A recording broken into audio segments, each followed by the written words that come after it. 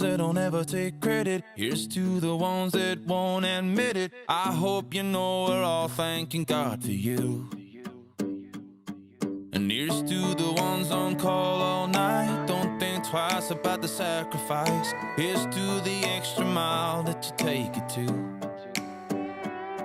Yeah, here's to the frontline warriors, to being brave for all of us. You didn't have to make him laugh or hold her hand like that. You didn't have to love, but you did, just to make them all feel better, yeah. You didn't have to pray all night. You didn't have to risk your life. If everybody loved like you did, the world would be a whole lot better. You didn't have to. No, you didn't have to. No, no. You give it all like there ain't much to it. Fire's all around and you walk right through it. I hope you know we're all thanking God for you. Yeah, there's not enough words to say. You're a hero in every way. So I raise my glass for everything that you do. Yeah, here's to the frontline warriors, to being brave for all of us. You didn't have to make him laugh or hold her hand like that. You didn't have to love, but you did, just to make them all feel better, yeah. You didn't have to pray all night. You didn't have to risk your life. If everybody loved like you did, the world would be a whole lot better. You didn't have to. No, you didn't have to. No, no. Thank you, 'cause you didn't have to.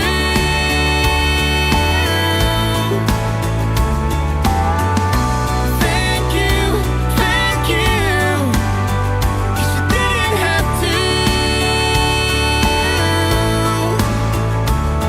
Here's to the frontline warriors, to being brave for all of us.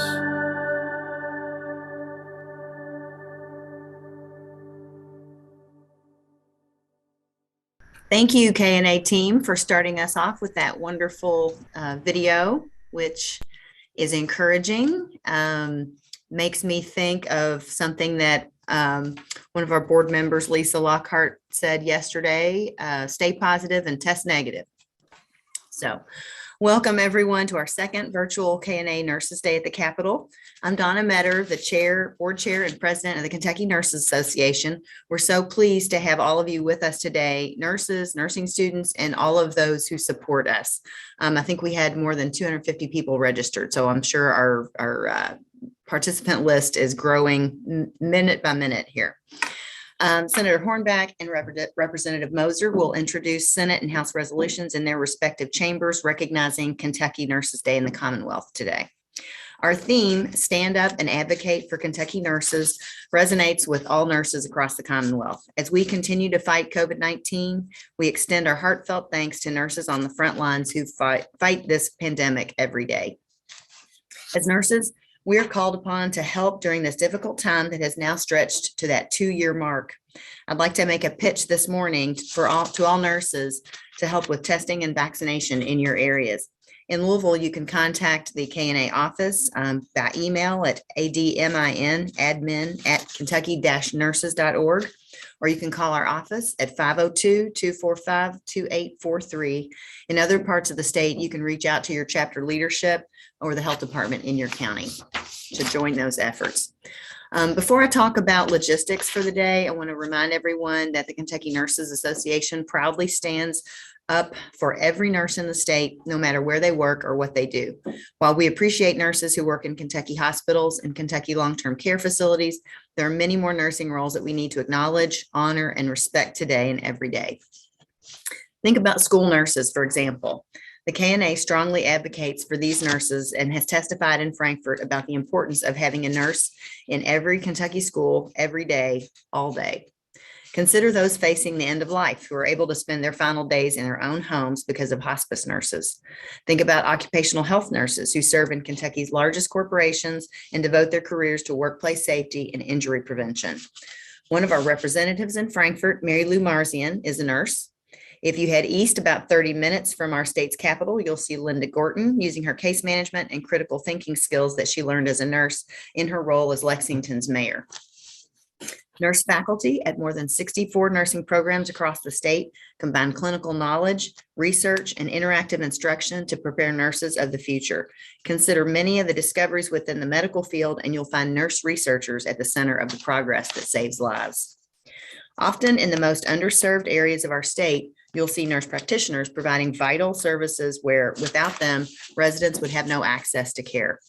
We're working hard on the behalf of Kentuckians who need increased access to APRNs and the APRNs to encourage lawmakers to vote yes for House Bill 354 to retire the CAPA-CS requirement for APRNs who have had CAPA-CS for 4 years and whose licenses are in good standing as reviewed by the Kentucky Board of Nursing.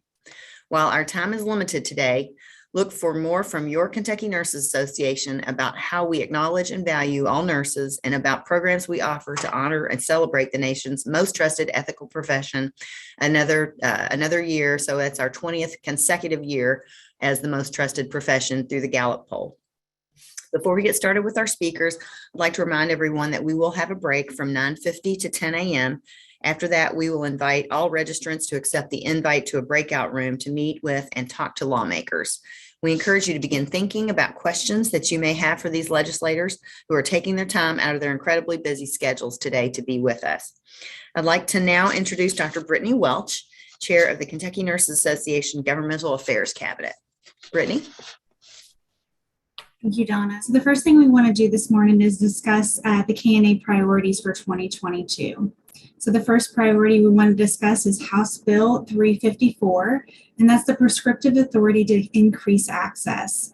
This year, this is representative by Representative Russell Weber. And really, this bill is centered around ensuring nurse practitioners can practice to the full extent of their education and training to increase access to underserved populations throughout Kentucky. A lot of individuals may look at this as a plea or a beg to allow individuals to increase the number of prescriptions they may be able to write, but that's really not the case. We really strive to allow nurse practitioners to practice to the full extent of their education and training and really allow increased access in underserved populations and really in inner city populations. This allows nurse practitioners to practice to the full extent. Now, what's really exciting this year about this bill is it has 37 bipartisan co-sponsors. And I believe, and Sheila can absolutely correct me if I'm wrong, this is the most on an initial sweep co-sponsors that any bills really ever had with this particular piece of legislation. So we're really excited to see some progress on this bill. For us, for K&A nurses, and really for our affiliate organizations that also support this bill, this is an access issue. And it's really about getting individuals throughout Kentucky the access and the care that they so desperately need. The next priority we would really want to talk about is COVID mitigation efforts. When the Governmental Affairs Cabinet discussed what can we do? We're in the midst of a pandemic. We have so many different pieces of legislation coming from so many different angles on, should we mandate vaccinations? Should we support vaccination? Should we mandate masking or not mandate masking? We really had to take a pretty strong stance as nurses as a whole on what we believe to try to alleviate some of the impact from COVID. So one of our priorities kind of gives us that umbrella to support COVID mitigation efforts or initiatives. So this priority is to support masking, support vaccination, and workforce support, to support our frontline workers in our hospitals and our long-term care facilities, home health, and just in general, nurses throughout Kentucky. Our next priority is to address the nursing shortage. Now, what's interesting and I dare say a positive about COVID is it's really brought the nursing shortage to the front line. The nursing shortage is not something new. It's something that we've lived with for a really long time.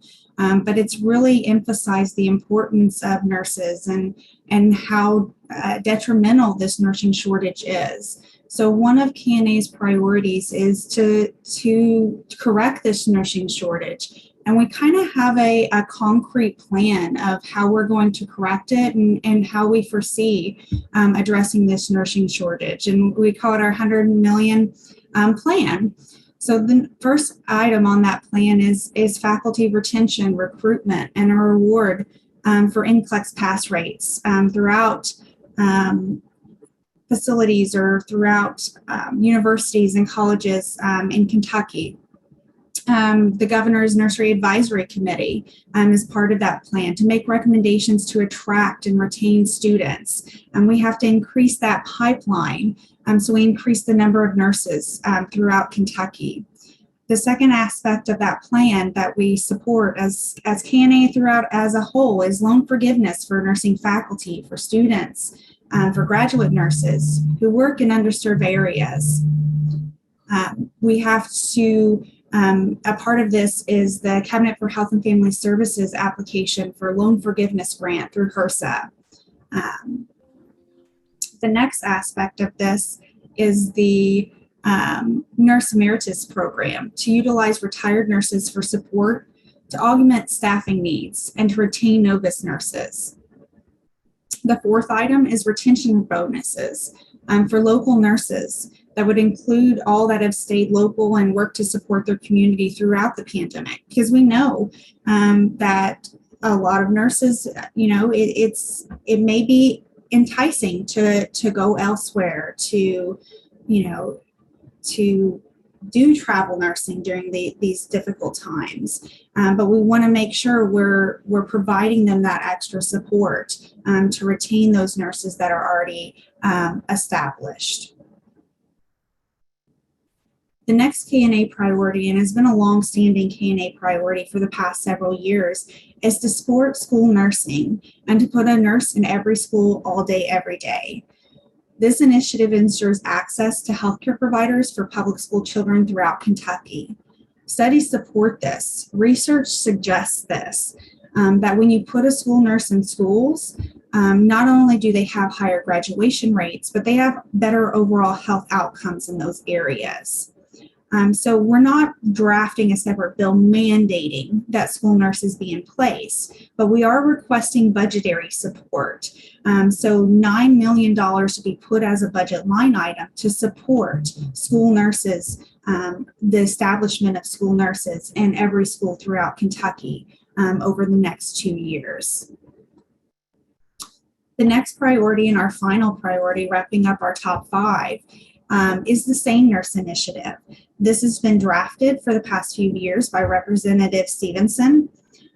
So sexual assault nurse examiners are specifically trained to care for victims of sexual assault. Research shows that when patients are cared for by a SANE nurse, they have better outcomes. They take less time to recuperate. There's a huge deficit in Kentucky when a patient goes into a hospital, and we see huge SANE nurse deserts, so to speak, whether or not they can have care provided by a SANE nurse versus a non-SANE nurse provider. So this bill or this initiative supports the work that SANE nurses do and supports the evidence that outcomes are better when we provide the work by a SANE nurse. So we listed 5 priorities. A lot of the feedback that we get from legislators is, I need to know what your focus is. And so that's why we really narrow it down by 5 priorities that we strongly support. However, these are not every priority or every bill that we support overall. We do support a number of different initiatives. So if you want to know, hey, do you support this or do you support that? You can absolutely navigate to KNA's website and determine whether or not we support, or maybe it's a really bad piece of legislation. We've always seen, or all of us have seen, pretty bad pieces of legislation that would be detrimental to either nurses, or the healthcare of Kentuckians. You can absolutely navigate to KNA's website to determine what KNA's position on that particular piece of legislation. Or let's say it's a new piece of legislation that was recently drafted, and you want KNA to support that piece of legislation, you can absolutely navigate to KNA's website and request for KNA to support that. What happens when you go to KNA's website and request for that support, an email notification automatically gets sent to the Governmental Affairs Cabinet, and then the Governmental Affairs Cabinet deliberates and researches that topic and considers all of our different perspectives and considers all the nurses throughout Kentucky, different affiliate organizations, different nurses, the perioperative nurses, the neonatal nurses. And that's our goal, is to really represent nurses throughout Kentucky and the impact that would have on them. And then they make a recommendation to the board of directors for a position of support or opposition. So this is just a breakdown of how you can request support simply by navigating to KNA's website, request to support an issue or a piece of legislation. It's a real simple form that you fill out. And then, of course, a member or a representative from KNA will be in contact with you once you make that request for support. Another really great way to stay connected with KNA is to navigate to your app store, whether you have iPhone or an Android, and download the KNA 365 app. We send out action alerts. Let's say there's a really atrocious piece of legislation that's detrimental to individuals throughout Kentucky. We'll send out an action alert that'll kind of give you a breakdown and provide further guidance on how you can stop this piece of legislation, how you can make an impact throughout Kentucky, or what we recommend that you do in order to make that impact. So at this time, I'd like to introduce Dr. Sheila Schuster. She is the KNA lobbyist, a personal mentor to me and a mentor to several KNA members throughout Kentucky, who will discuss how to speak to your legislator to get the results nurses need. Sheila? Thank you so much, Brittany, and good morning to you all. I wish we were up in the Capitol Annex and we're able to meet in person, but we have to follow COVID priorities, and the legislators are used to that. I think you'll see a great range of legislators who have agreed to meet with us via Zoom through the morning and take advantage of those opportunities. I've had the pleasure of working with KNA over the last several years, and particularly with Brittany in her role as the chair of the Governmental Affairs Cabinet, also with Donna as the president, and of course with Delnor as the boss lady. I'm a psychologist actually by training and passion, but I kind of have become a nurse with my work with KNA and other nursing groups. My daughter is a nurse here in Louisville at the FQHC Family Health Center and is a member of KNA. So she keeps me on my toes and reminds me that I need to be careful about where I go during COVID. Let me talk to you a little bit about the theme today, actually. Stand up and advocate for 89,000 Kentucky nurses. We recently had a discussion, Delnor, Donna, Dolores, our incoming president, and Brittany, about the fact that we've really not capitalized, if you will, on just the sheer numbers of nurses in Kentucky. So I think each of you, whether you're a nursing faculty, a nursing student, or a nurse in practice or in research or in public policy, think of yourself as an N of one, but let's think of ourselves in that collective voice. So I want you to be very forthright when you introduce yourself to a legislator, which is of course the first thing that you want to do. You want to be sure that the legislator has your name and that the legislator knows that you're a nurse and that you're one of 89,000 Kentucky nurses, and that you're there on behalf of the Kentucky Nurses Association, working to represent all 89,000 of those Kentucky nurses. If you have a specialty area or if you work at a particular place, I think it's helpful very briefly to say that you're a certified nurse midwife, you're a faculty at such and such university, whatever that situation is. We're trying to give legislators much more of a sense of the breadth and the width of nursing, touching Kentuckians many times over during their lifetime. And all of us, all of you all have been involved, not just during COVID and not just in hospital care, but you've been working all through this time to keep Kentuckians healthy and attend to their well-being during COVID and then going forward. So I also want to strongly suggest that you get to know your individual House member and Senate member. And you can go to the Legislative Research Commission website, which is www.legislature.ky.gov. And it will say, how do I find my legislature? A map of Kentucky comes up. You type in your home address because your legislators are assigned in terms of the district where you live, not the district where you work. So you put in your home address and a little bubble will come up that you will click on, and the pictures and web link to the web page for your House member and your Senate member will come up. This is your first assignment. You need to know who your individual legislators are, and that's the easiest way to do it. What you'll find on that page is their background. They'll have a picture. Although some of them have not updated their pictures since they first joined the legislature, so you may be surprised when you meet them in person that they look a little bit older or different than that picture. We'll tell you what their district is, what counties they represent. That would be in the case of senators who represent sometimes several counties. We'll tell you what committees they are assigned to in the regular session of the legislature. And this becomes important because we know that our bills so often go to either Health and Welfare or Health and Family Services Committee or to the Licensing and Occupations Committee. Several of our bills that Brittany talked about are going to have funding pieces.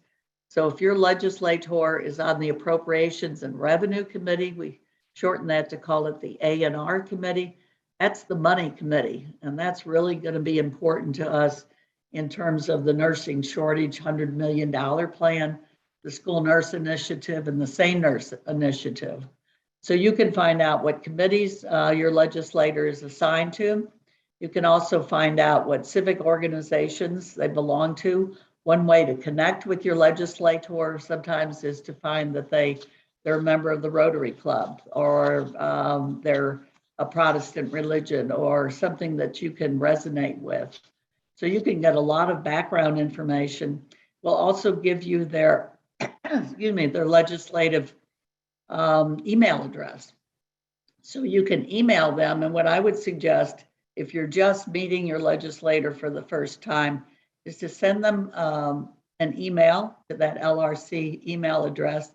And in the subject line, put, "I am your constituent." Now, don't do that for all 138 legislators, so you'll lose a lot of credibility. Just do it for your member of the House and your member of the Senate. And open with, "I'm pleased to introduce myself. I'm a constituent. I live at," and put your home address, because that's how they're going to know you're a constituent. And then you can very briefly say, "I'd like to meet with you.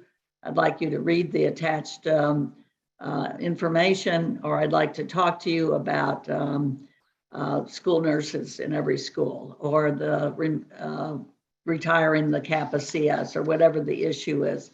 Keep it brief. You know yourself how many emails you get, and especially during the legislative session, they get a lot of emails. Be sure that you have all of your contact information in there. Your cell phone, if you have one, your work phone, your email address, and see if you can set up a meeting with them, either when they're home in the district on the weekends, or if you're willing to come to Frankfurt, or if you can set up a Zoom with them. So you have incredible power I've been going to Frankfurt for over 40 years, so a lot of the legislators know me, and people will say, well, Sheila, you have more power than anybody. And I say, no, I only have actual power with my senator and my representative. And that's because you all have the power of the ballot box. You can vote to keep those folks in those offices, or you can vote to send them away back home, or you can support them if they're running for a different office. 2022 is an election year. All 100 House seats will be on the ballot and half of the Senate seats. So legislators are going to be anxious to hear from their constituents because they want to please you because you have that power. I'll give you 3 P's to keep in mind when you're talking with your legislators. You want to be polite, you want to get to the point, and you want to be persistent. There is no point in getting upset or angry with a legislator, even if they don't agree with you, even if they don't say that they can support your legislation. You never want to burn a bridge. I cannot tell you how many times I've been upset, probably bitten the inside of my mouth so that I wouldn't say anything because the legislator so disagreed or led me to believe that their position would be different than it actually turned out to be. And I've come back and worked with that legislator on a piece of legislation. So these are long-term relationships, and you don't want to blow it by blowing your cool. So be polite. You want to be prepared when you meet with the legislator to, again, introduce yourself, tell the legislator, perhaps you don't live in that district, but you provide services in that district. You work at the UK hospital, so you don't live in that district, but that hospital is in that legislator's district. And you say, I'm providing services to your constituents in my role as an ICU nurse at the UK hospital, that kind of thing. You want to have your points very clear in your own mind in terms of what your ask is. And your ask might be, we want you to support this particular piece of legislation. And here's why. Here's why it's good for the people of Kentucky. Here's why it would be good for your constituents. We think that if we can phase out the CAPA-CS, and you have to explain what a CAPA-CS is because they're not going to know that it will increase access to APRN services. Again, APRN is something that they may not understand. I think that nurses have as many different titles and levels as psychologists do. And I learned a long time ago not to assume that a legislator understood the differences between LPNs, RNs, BSNs, APRNs, CNMs, and so forth. So you need to be careful not to use the lingo without explaining it to them. But you do want to get to the point of your ask. If you have a one-pager with a couple of bullet points that you can leave with that legislator, I think that's very helpful. Be sure your contact information is on that. Sometimes I'll meet with a legislator late in the day and they'll have papers all over their desk from the many meetings they've had. And they'll pick up something that's beautifully done, maybe even has color on it, has lots of white space and good bullet points. And they'll look at it and they'll say, I don't remember who gave me this. There's no contact information on it. So the contact information may be the K&A office. If we sometimes put those out and say, if you have questions, then contact the K&A office. You also want to be sure that you have a business card or you write your contact information on that leave behind, we call that, the kind of talking point piece. You want to be persistent, and that's different than being pushy. We don't want that P. But I think if a legislator is not available to meet on the day that you're going to be in Frankfurt, if we were there in person, we would be helping to set up meetings with you in person with legislators. Then ask them how else you can meet with them. What other time do they have available for you? And keep coming back with the information that you want them to know. Be a good listener. legislators love to talk about themselves. And one of the ways, particularly if you're just getting to know your legislator and you have perhaps a half an hour to meet with them, so you have time, ask the legislator, what are the top bills that they're working on in this session? They love to talk to you. It gives you a good idea about some other ways that you might connect. So they may be working on something around veterans issues. Well, it may turn out that you have a veteran in your family, and so you have that connection because they want to connect with you as a constituent. You want to connect with them for ongoing discussion with them as your legislator.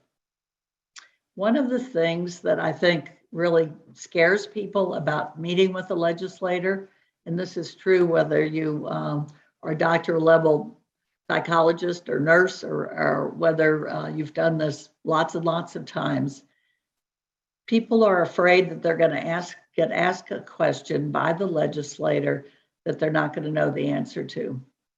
And I can tell you that it still happens to me after all these years and all these issues, some of which I have worked on for 4 and 5 and 6 years. I sometimes get thrown a curveball. I sometimes get asked a question that nobody's asked us before. It happened recently in a meeting around the APRN legislation when a legislator said, well, what can doctors do in family practice that nurse practitioners can't do? In other words, what's the basic difference in terms of practice? It was really an interesting question.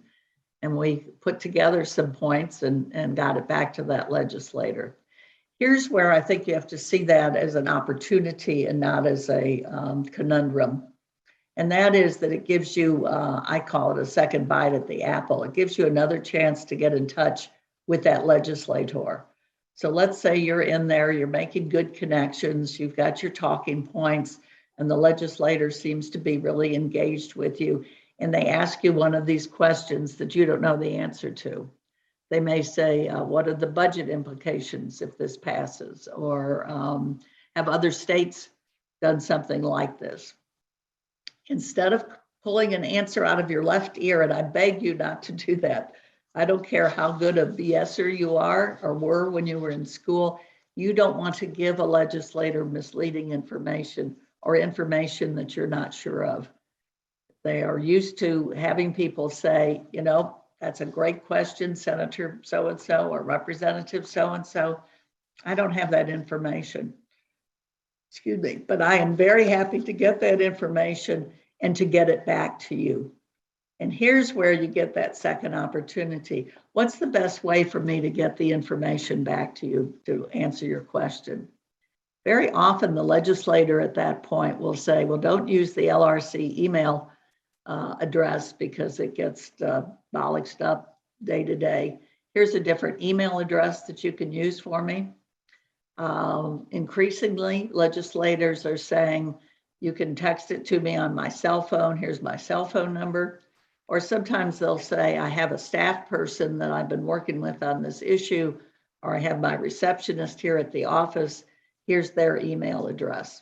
So you want to leave the meeting with a clear question that they have that you want to get the answer to, and you want to be sure that you get that answer. If you're there on a K&A issue, it's quite all right for you to say to them, we work with Sheila Schuster as our lobbyist. Would it be all right if she got back to you with that answer? And here's why it's important to me. I have lots of relationships with legislators, but it's really a special relationship if they know that I'm connected to a constituent of theirs. In other words, I can't vote for that legislator, but I'm connected with somebody who can vote. And then be sure I get the information either through K&A or directly so that we can find the answer and I can get back to that legislator. So you want to come back to K&A or to me and say, Senator so-and-so had this question about this bill. Can we get that information back to them? And that again gives us an opportunity to be back in touch with that legislator. So don't shy away from talking with the legislator out of fear that you're going to be asked something that you don't know the answer to. You also want to be honest with the legislator. Legislators want to know if there are groups that are going to be opposed to this bill. If you're asking a legislator to support the bill, you may be asking a legislator to sign on as a co-sponsor to the bill. Well, they want to know kind of where the bodies are buried, so to speak. They want to know who's for it and who's against it. So, for instance, on the nurse practitioner bill, we have to say, you know, the Kentucky Medical Association and the Kentucky Academy of Family Physicians have been opposed to this bill over the last several sessions. However, these groups are in favor of the bill, and it's KNA, it's the Board of Nursing, it's the National Council of State Boards of Nursing, it's Americans for Prosperity, it's CARP, the Association of Regional Community Mental Health Centers, so forth and so on. But you do want to be honest with them if you know that there's opposition or concerns. If you don't know and you think everything's fine, this happened to me not too long ago with a bill I was working on in the mental health arena, and a legislator said, "Where are the judges on this issue?" And I said, "I don't think there's a problem there. This is the third or fourth year that we've had this bill. We've never heard from the judges." And he said, "Okay, I'm an attorney, and it's important to me to stay on the right side of the judges." And I said, "Fine, I don't think there's a problem." Well, several days later, I found out that some of the district judges did have concerns about the bill. So I went back to that legislator and said, you know, you asked me this question, and at the time I told you what the reality was as I understood it. But since then, I have found out that there are some questions from the district judges, and we're trying to find out what they are and to answer them. But I wanted to come back and let you know that some judges may be opposed to it. And he still remembers that. He will say to me sometimes, he was a freshman legislator that session, and he said, "You're one of the few lobbyists that ever came back and corrected their information." Well, I don't have anything to peddle up there except my good name and my good reputation and my word. And it's the same for you in terms of being a good constituent and a good resource for legislators. If you get it wrong, fess up to it, tell them you were wrong about that, and correct the information. But you want them to be able to rely on you as a source of information to them. Don't forget to say thank you to the legislators. They are part-time. They are not getting rich doing this, despite the kind of zeitgeist that's out there that all legislators are making a fortune by being in the halls of Congress or in the halls of Frankfurt. If a legislator takes the time to meet with you, if a legislator does something nice, I hope we will all reach out and thank Senator Paul Hornback and Representative Kim Moser. They're going to file resolutions honoring all nurses and recognizing today as Kentucky Nurses Day in Kentucky, and we'll get a copy of that to the KNA office so it can be posted on the website. But it would really be nice if everyone on this call sent a thank you email to paul.hornback, HORNBACK at lrc.ky.gov, and to Kimberly, KIMBERLY.Moser, MOSER, at lrc.ky.gov. I hope everyone who's in a breakout room with one of the legislators during the course of today will do the same thing. A quick thank you, put that in the subject line, thank you. You know, I was in the breakout room with the KNA group. Just want to thank you for your time and for sharing your perspective or sharing your expertise with us. I recently, last week, worked with the Kentucky Psychological Association on their lobby day, which was also done remotely. And the feedback that we got afterwards was from a legislator who said to their constituent, "You're the best group I know about saying thank you." So often we get angry emails, and we get people that are unhappy with us.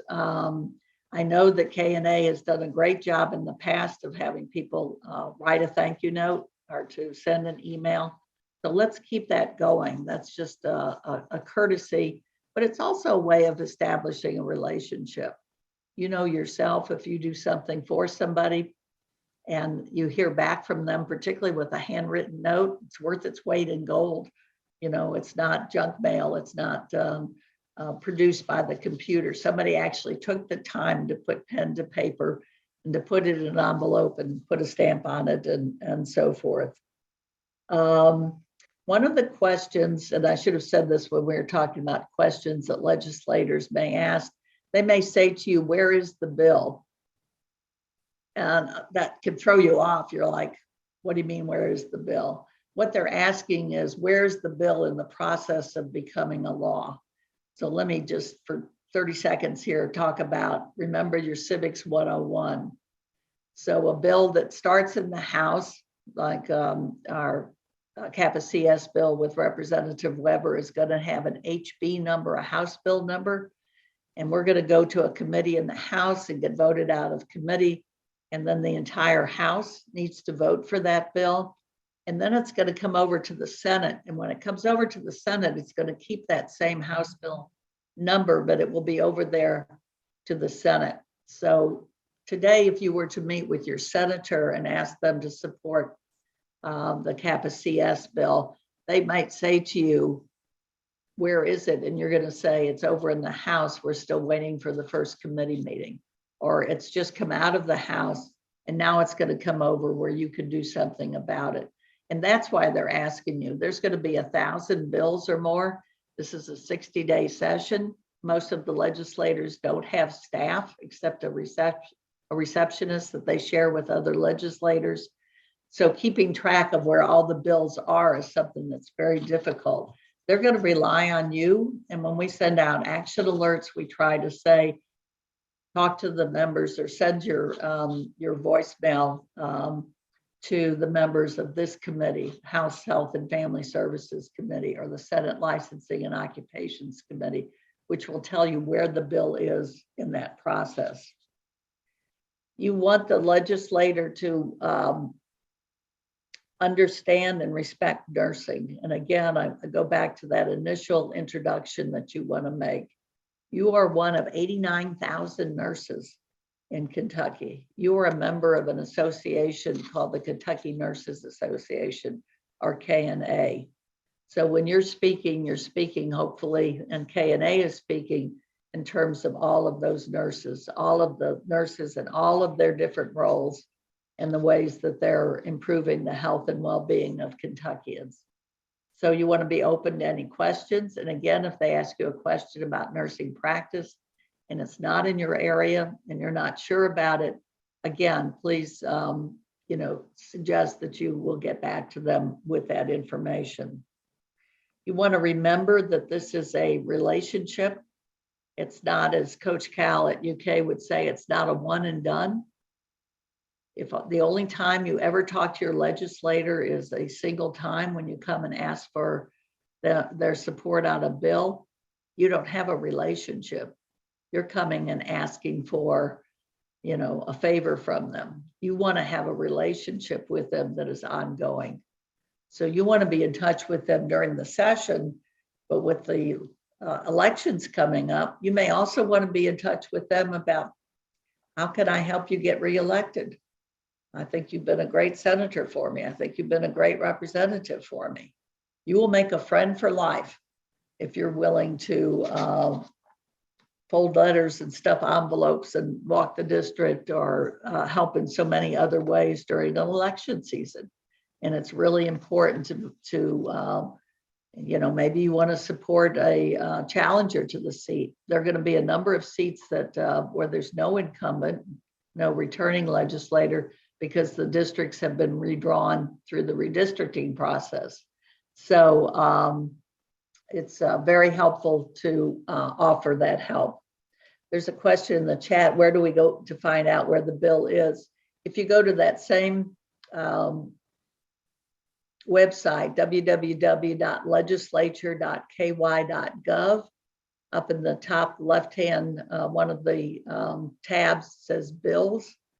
Click on bills and click on 2022 regular session, and a whole slew of options will come up.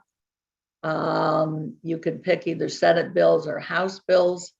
You pick a Senate bill, let's say, the number will come up. Let's say the number is 1, 2, 3. You click on that, and when that opens, if you scroll down, it'll tell you all about the bill.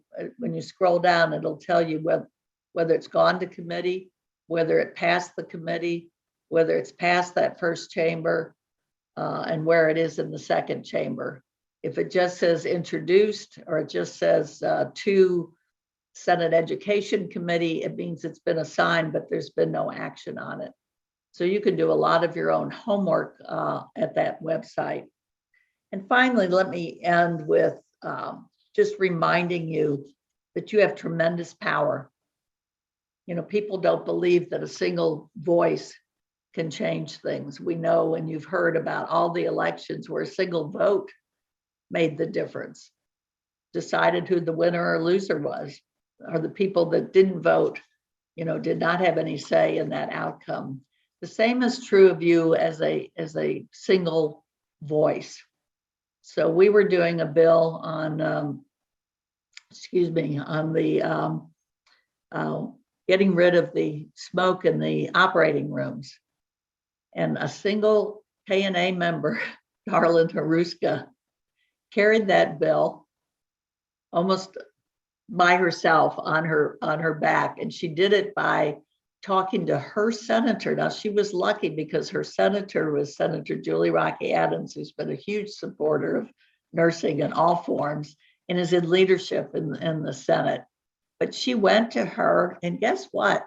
Like most of us who aren't nurses, Senator Rocky Adams said to her, "What do you mean smoke? Are people in there smoking cigarettes?" And Darlene, you know, explained where the smoke comes from during a surgical procedure. And Senator Rocky Adams said, "Well, we got to do something about that." And they filed the bill. It passed the Senate with no votes, but it got caught up in the COVID shortened session.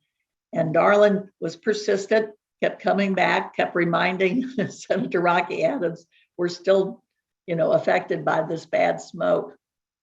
Came back the next session. Julie carried the bill again, passed, I think, both House and Senate without a single no vote. And that was the voice of one nurse who was living that experience. I think she has over 30 years of experience, and she actually testified in both of the committees to talk about the impact. Worked with me as the lobbyist. We worked with the National Perioperative Association, who gave us lots of technical advice. But that single nurse carried that to victory. And we were so glad and celebrated with her. And then we helped with the regulations that had to be written. So don't let anyone tell you that you don't have tremendous power as a single voice. And think about your voices as 89,000 nurses in Kentucky. I keep coming back to that because it's such a huge number. We could get all the nurses in Kentucky to support the 5 K&A priorities, which are not just K&A priorities. They're priorities for all kinds of nurses, whether they're SANE trained nurses or whether they're school nurses, or all of you in all the different roles that you've had before and during and will have after the pandemic. So I want to hear from you. Somebody can put my, or I'll put in the chat, my email address is very easy. It's kyadvocacy, kyadvocacy@gmail.com. Email me.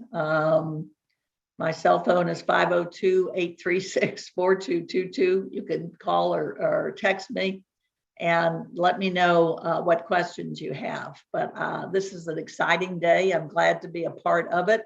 And I hope you all have some great meetings coming up. And with that, Delner, I guess I'll turn it back. Oh, good question. Where are we in the budgeting process? Do we have a second? Yeah, one real quickly. The House has passed the budget out of that chamber. It's House Bill 1. It's the fastest that it's ever come. They actually filed the bill before the governor gave his state of the budget address. So it's the Senate now has it. So the action is over in the Senate Appropriations and Revenue Committee. So we're trying to get our budget pieces into the Senate version. It will then go back to the House, and then the leaders will go behind closed doors, quite frankly, and hammer out what the final budget looks like. But we have a great opportunity over in the Senate. So if you're meeting with, and I know several of the members of the Senate A&R Committee, Senator Emeritus and Senator Robin Webb and Senator Danny Carroll are all going to be in these meetings coming up. They're all on the Appropriations and Revenue Committee in the Senate. Great question, Julie. Thank you. Very good. Thank you so much, Sheila. What a great presentation to get us started and to tell us really how we can make a difference. So we'll take a little less than a 10-minute break. Please remember not to log out, just to simply turn your video off, mute your mic, and return about 10 o'clock for session 2 or our second part, where we'll meet with our legislators in our breakout rooms. Thank you. Thank all of you who participated in the breakout rooms. And I understand that there were a few legislators that were not able to make it to the breakout sessions. But I know that there were some legislators and that they had some very good conversation related to nurses and nursing issues. And so, Brittany, I'm going to turn it over to you, and we can do a little debrief there before we get on to the next part of our program. So I'd like to open it up and just raise your hand so we can call on you. Does anybody have any good nuggets of wisdom or any, feedback from those breakout rooms this morning that they'd like to share? This is Hager. Hey, Kathy. Senator Emeritus said, what is the cost of doing nothing? And Whoa.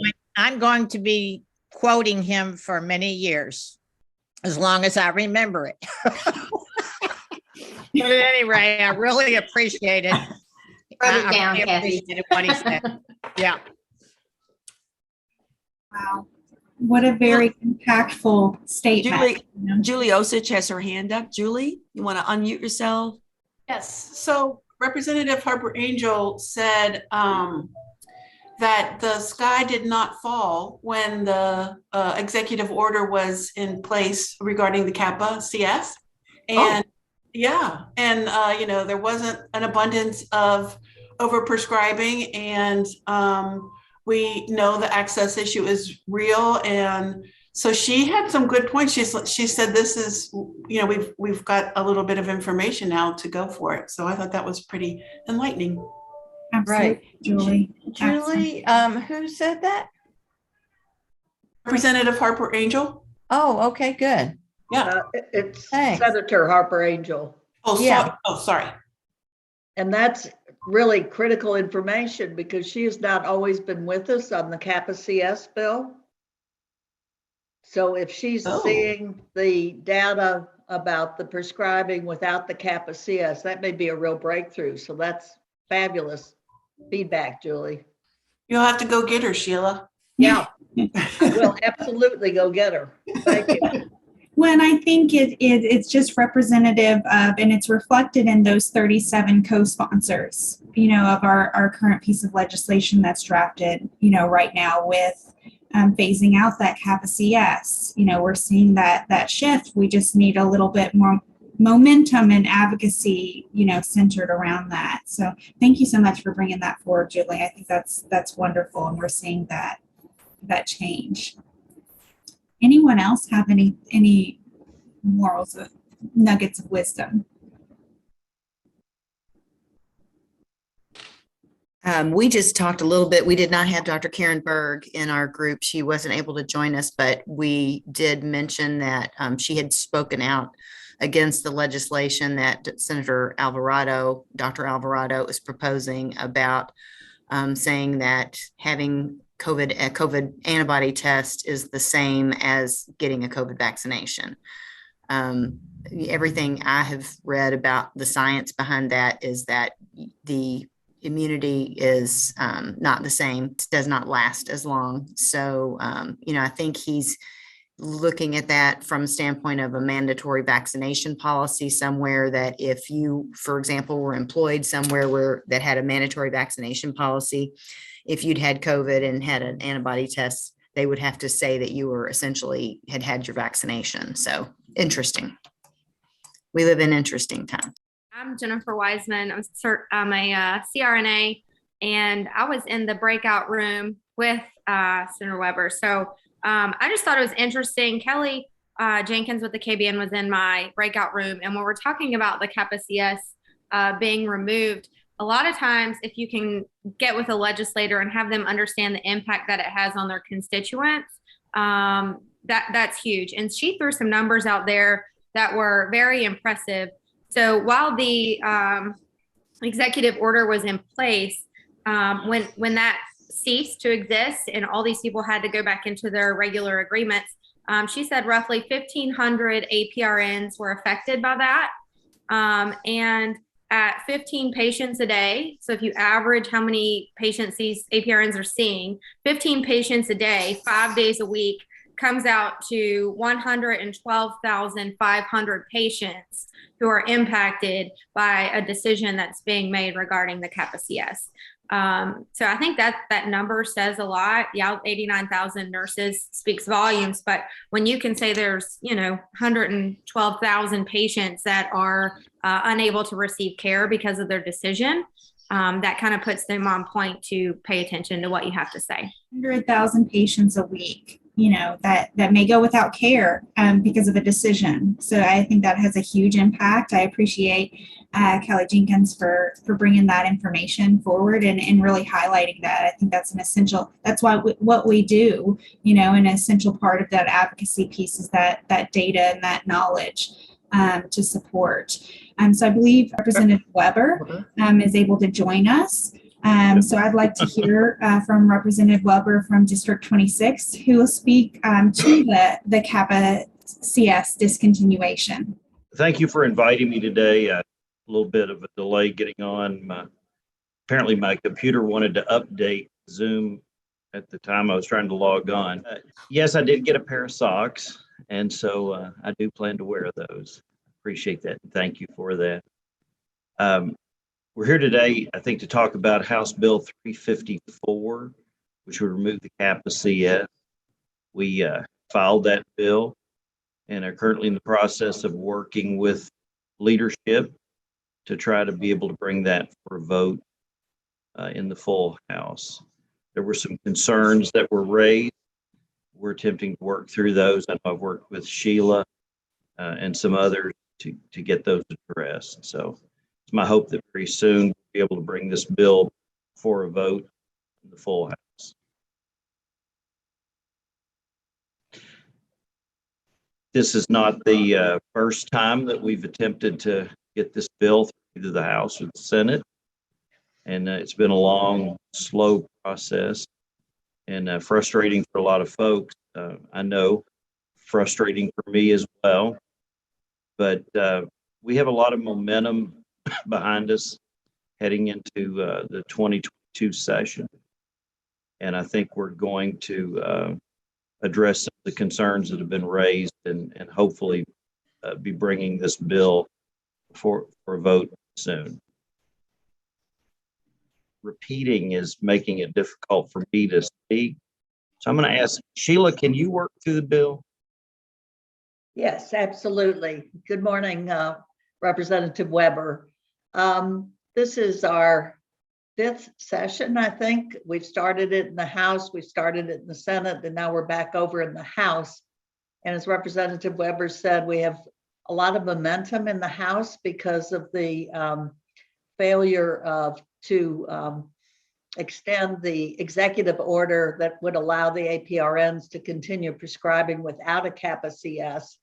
And when the House members learned that that was not in Senate Bill 25, there was, I think it's safe to say, Representative Weber, a big uproar about that. And lots of people standing up and saying, the nurse practitioners need to be able to prescribe and to extend care.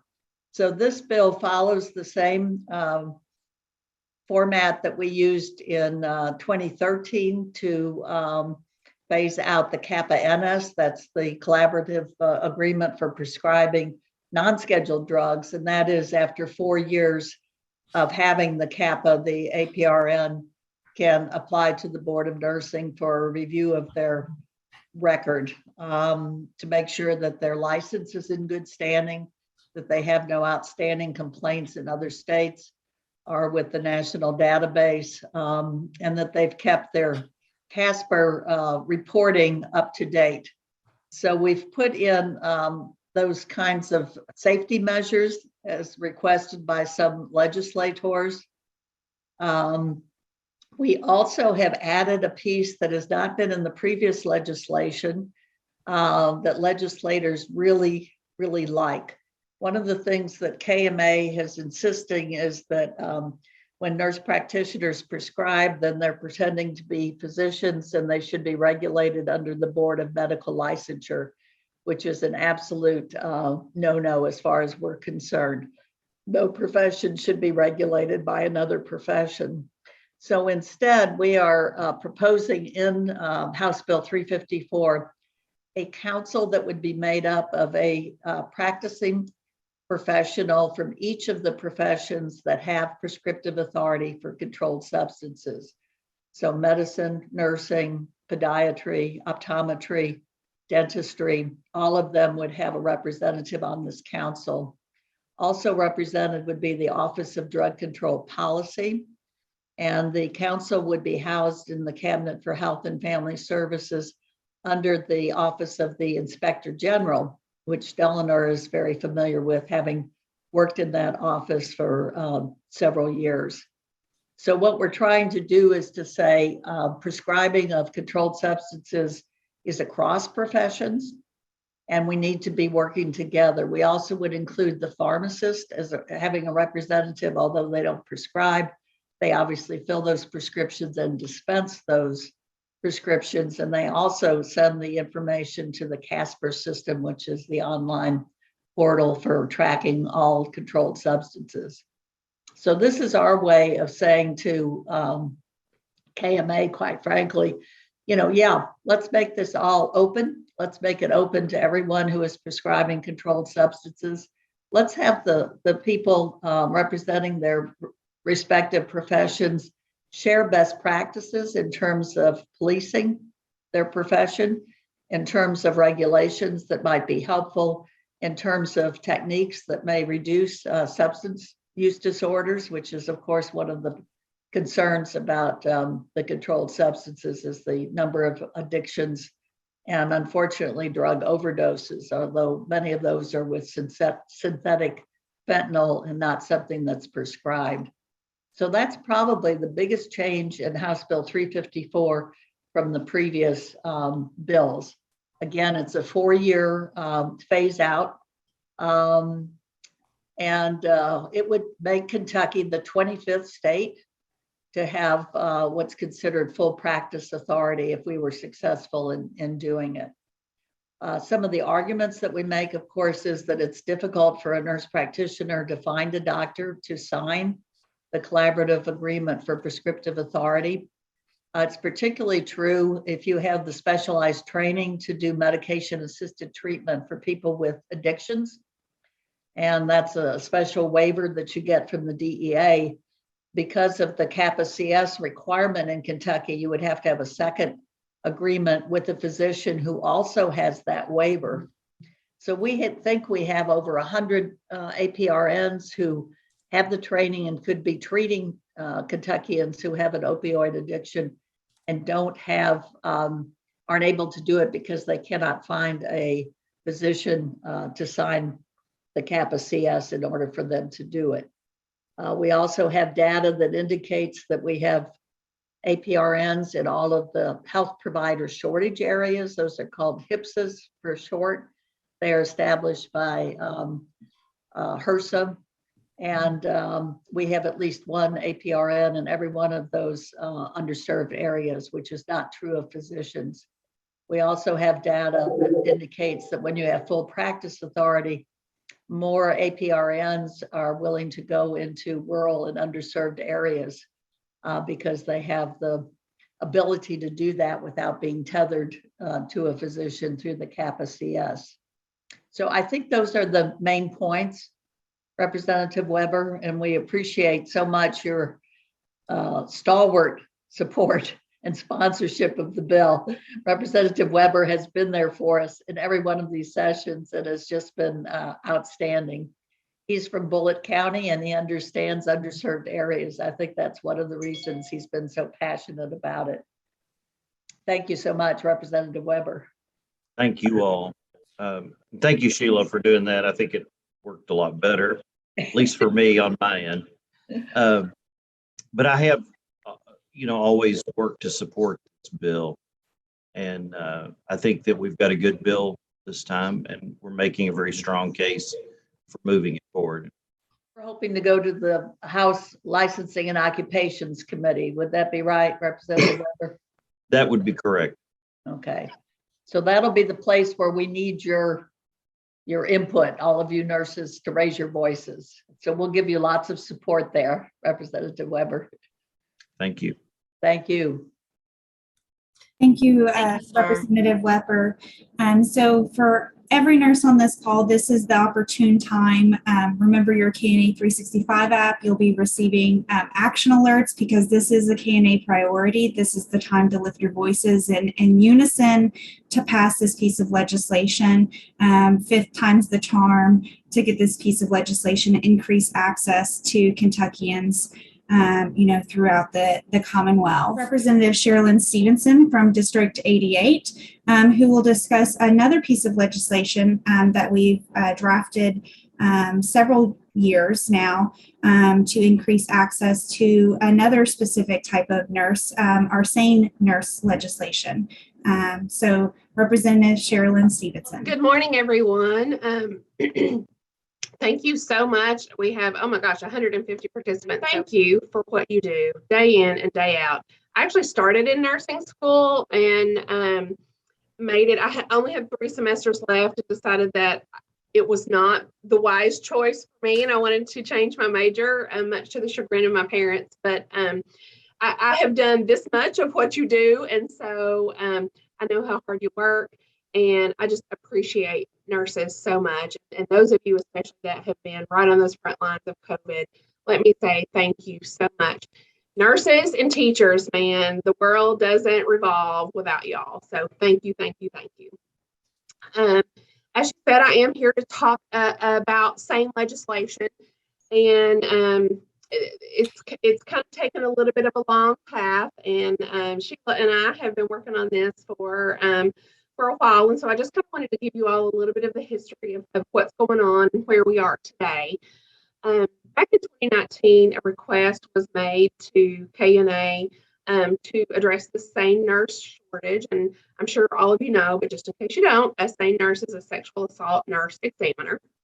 And there's a huge shortage in Kentucky. And so in 2019, there was a bill or a request made to KNA to try to address that.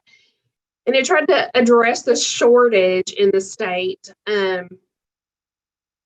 by requiring all hospitals have a trained SANE nurse on staff, regardless of the time of day, through increasing reimbursement rates. It would address the SANE nurse shortage within states by requiring SANE nurses to be available to hospitals regardless of the time of day. And there is a state law that says that hospitals cannot turn away victims of sexual assault, regardless of whether or not a SANE nurse is present or that facility is designated as SANE ready. And the bill would seek to equip all hospitals in the state with a SANE nurse. However, we know that that has not happened. Not every hospital has SANE nurses available. And we do have hospitals that have turned assault victims away. And it continues to happen. It doesn't happen a lot, but it does continue to happen. And we believe that having a SANE nurse on staff would prevent that from happening. It also said that patients who feel supported by SANE nurses are more likely to report their rapes. Therefore, places without a SANE nurse probably underreporting the number of sexual assaults in their community. Sexual assault forensic exams, when provided by SANE nurses, of course, lead to higher case closure and conviction rates within the community, which brings closure to victims and can help to empower them.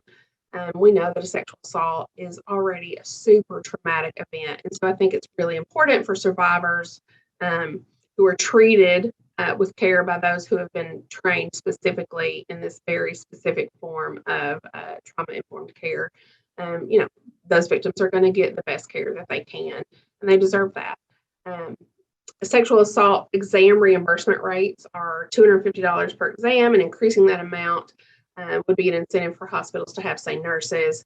It was looking to work with partners to determine an appropriate amount, and was something that they were looking to collaborate with KNA on. There were at the time there were some individual hospitals, and it's probably still happening now, where some administrators feel that it's an unnecessary service because they feel like the amount of patients requesting an exam is extremely low. But as we all know, that's difficult for sexual assault victims. And so they should absolutely have that service available to them. And as word gets out in a community that if you go show up at a hospital and you did not get an exam, and you weren't given the care that you needed, then more people are going to say, well, what's the point of going? What's the point of going to the hospital if I'm not going to be able to get that exam? And so we believe if that would start to happen, the reporting numbers would increase. Those exams were more readily available, than hospitals would kind of realize that they need to try to seek out some larger grants and financial assistance to help offset any concerns that they have about reimbursement or the actual need. So at the same time that was happening with KNA, a constituent of mine actually came to me. She had been working with the AG's Office of Victim Advocacy. Her name is Hillary, and I was brand new at that time. I was just elected in 2018. So she comes to me in 2019, introduces herself, and tells me that she had been raped back in 2001. She was young. She wasn't real sure what to do. And just in this addled state thought, well, I'll go to my gynecologist. So she just shows up at her gynecologist's office, and obviously, they were not able to help her. And so at that point, she went home. So, she ended up getting a rape kit done later, a few days later. But as we all know, it went nowhere. So she was looking for anything that we could do. She was thinking about, she came to me with an idea of CEUs or something like that. I think Denise Angel had filed a couple bills in the past related to sexual assault information in CEUs. And so that was the path she was on. But as we started to dig into the issue, and I contacted Sheila and Layla, we thought that's probably actually not the best path. We really want to cut to part of the matter. Then SANE availability is what we need to do. So I filed a bill in 2020 as we came back in. It was House Bill 578, and it was to require SANE availability 24/7 in hospitals. Not that they had to be present, but they had to be available to the hospital 24/7. And KHA, the Hospital Association, did not like that bill very much. They were strongly opposed, but it led to a meeting where they were like, "Who's going to pay for this?" But we were like, "This is an issue, so we've got to address it in some shape, way, or form." And that actually led me to file a House Joint Resolution, which was going to gather data from hospitals, the Kentucky Association for Sexual Assault Programs, which is CAPA, the AG's Office of Victim Advocacy, and we were going to report those findings back to the IJC on Health and Welfare and Family Services, thinking, well, let's slap these folks in the face with some facts. And, let's make people realize that this is a much bigger problem than a lot of people realize. And maybe then we can start the workaround and work on this issue. Unfortunately, we did get a hearing in Health and Family Services in the House on March 12th. And as we all know, March 13th, the world kind of fell apart. the pandemic hit and life turned upside down for everybody. And so that bill did not move at all. Other than that, we took a break here at the General Assembly, and we ended up coming back in for just a few short days and passing a few bills that were COVID related and things that we had to get through. But everything else kind of fell away. And unfortunately that resolution was one of them. But me starting that, filing those bills, a few stories out in the media about someone actually being turned away at a hospital when they showed up after a sexual assault. Kind of ended up bringing stakeholders back to the table. And throughout 2021, we continued discussions. Me, Sheila Schuster, KNA, KSAP, and the Kentucky Hospital Association about these issues, and just saying, what can we do? What's the best way to approach this? It's an issue, and I was so happy that KHA was open to having these conversations. And so we decided that one of the best things that they could do to get us started was to do a survey of all of the hospitals, find out if they consider themselves SANE ready, if they have SANE nurses available, and just, what's the state of your training when a new doctor comes in, when a new nurse comes in. Is this part of their orientation process? So we just to kind of get our heads around what was going on there. I did file that resolution again, but unfortunately it went nowhere. We contacted the Board of Nursing, and they helped us to get a list. And the list at the time was, we had 332 SANE nurses in Kentucky, and we got their location by county.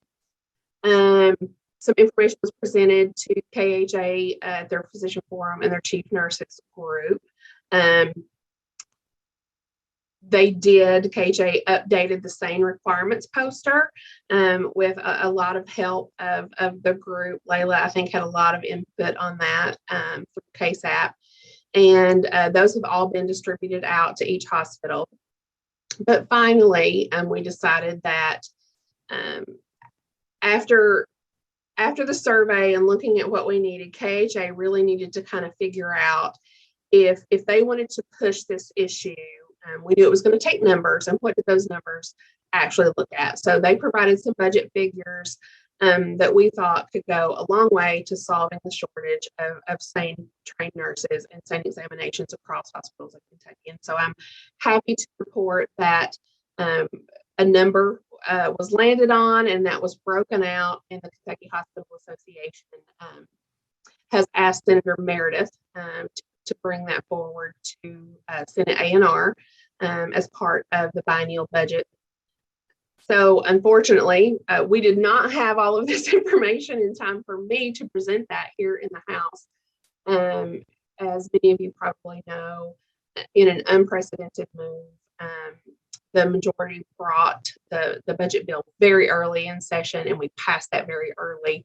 And so many of us did not get to present a lot of the issues that we wanted to ask to be included into the budget. So it's over in the Senate, and that's where all of the focus is right now.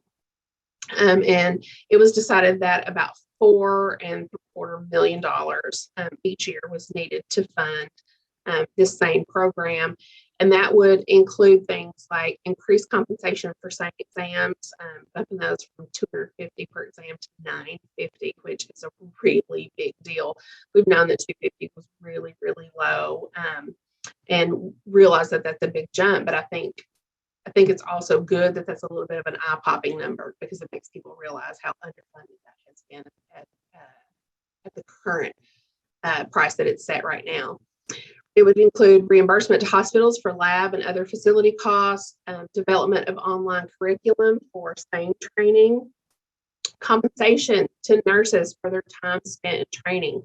And we know that that's a huge deal, that a lot of nurses that wanted to go out and be trained as a SANE nurse were having to take time off, vacation time, or try to get that done just in their schedule. They weren't being given the time off. And so that's absolutely something that we feel really needs to happen in order to boost that number. payment of registration and exam fees for training and recertification fees for those already trained, which is something else. You know, nurses are having to take the time off to do it and pay for it themselves. We want on-call pay for Spain nurses, and we want to create and maintain a public website for Spain services with an interactive map that would help sexual assault victims locate the closest hospital to them that would provide them with sane services.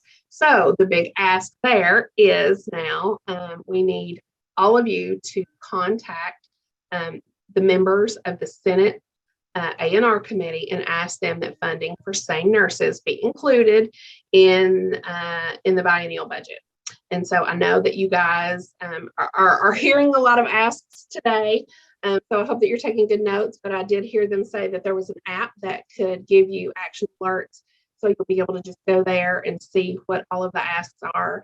And it's probably going to go to a lot of different people, but email and the legislative message line are really great tools. I'm sure that you've been talking about those a lot today to get those asks out. But it's really important that your voices be heard, that you speak up and that you be loud so that they know that this is an issue and it's something that we need. Most of us, $4.75 million seems like a lot of money, but in the grand scheme of the budget, it's not. It's really not a lot. And we know that as the budget left the House, there was over $1 billion unallocated. So the money's there. So we just need to let them know that this is absolutely a worthy spend of that money. Less than $5 million. We can do it. Wonderful. Thank you so much, Representative Stevenson, for your time today and, of course, for your advocacy for Kentucky nurses and for patients. We really appreciate it. Well, I appreciate you guys. Thanks so much. And thanks so much to Sheila. She's been hanging in there with me, and she's even taken meetings that I have not been able to take. So, you know, she's a warrior, and I could not be doing this without her. So thanks, Sheila. Absolutely. All right, next up on our agenda, Representative Wilner. Thank you, Dr. Welch, and Sherilyn Stevenson's a tough act to follow. So, and I think Sherilyn did more homework for this meeting than I did. So, but I am Lisa Wilner. I represent the 35th District, which is the central corridor in Jefferson County. I'm a licensed psychologist. So a lot of my focus is around mental health and mental health adjacent issues, particularly focused on school mental health right now, trying to get more money in the budget around school mental health. And I know that that goes hand in hand with having nurses in every school. I understand how important that is. And that the nurses, you know, I mean, I grew up with there always being a nurse in the school, and that was so often just the first line of defense for not just immediate health issues that come up, but for screening and referrals and just recognition that something might be going on at home, all of that. So that's very, very important and something that I continue to advocate for. I'll also mention, big thank you to the Kentucky Nurses Association. You guys have consistently supported our bill to ban the discredited and dangerous practice of conversion, so-called conversion therapy.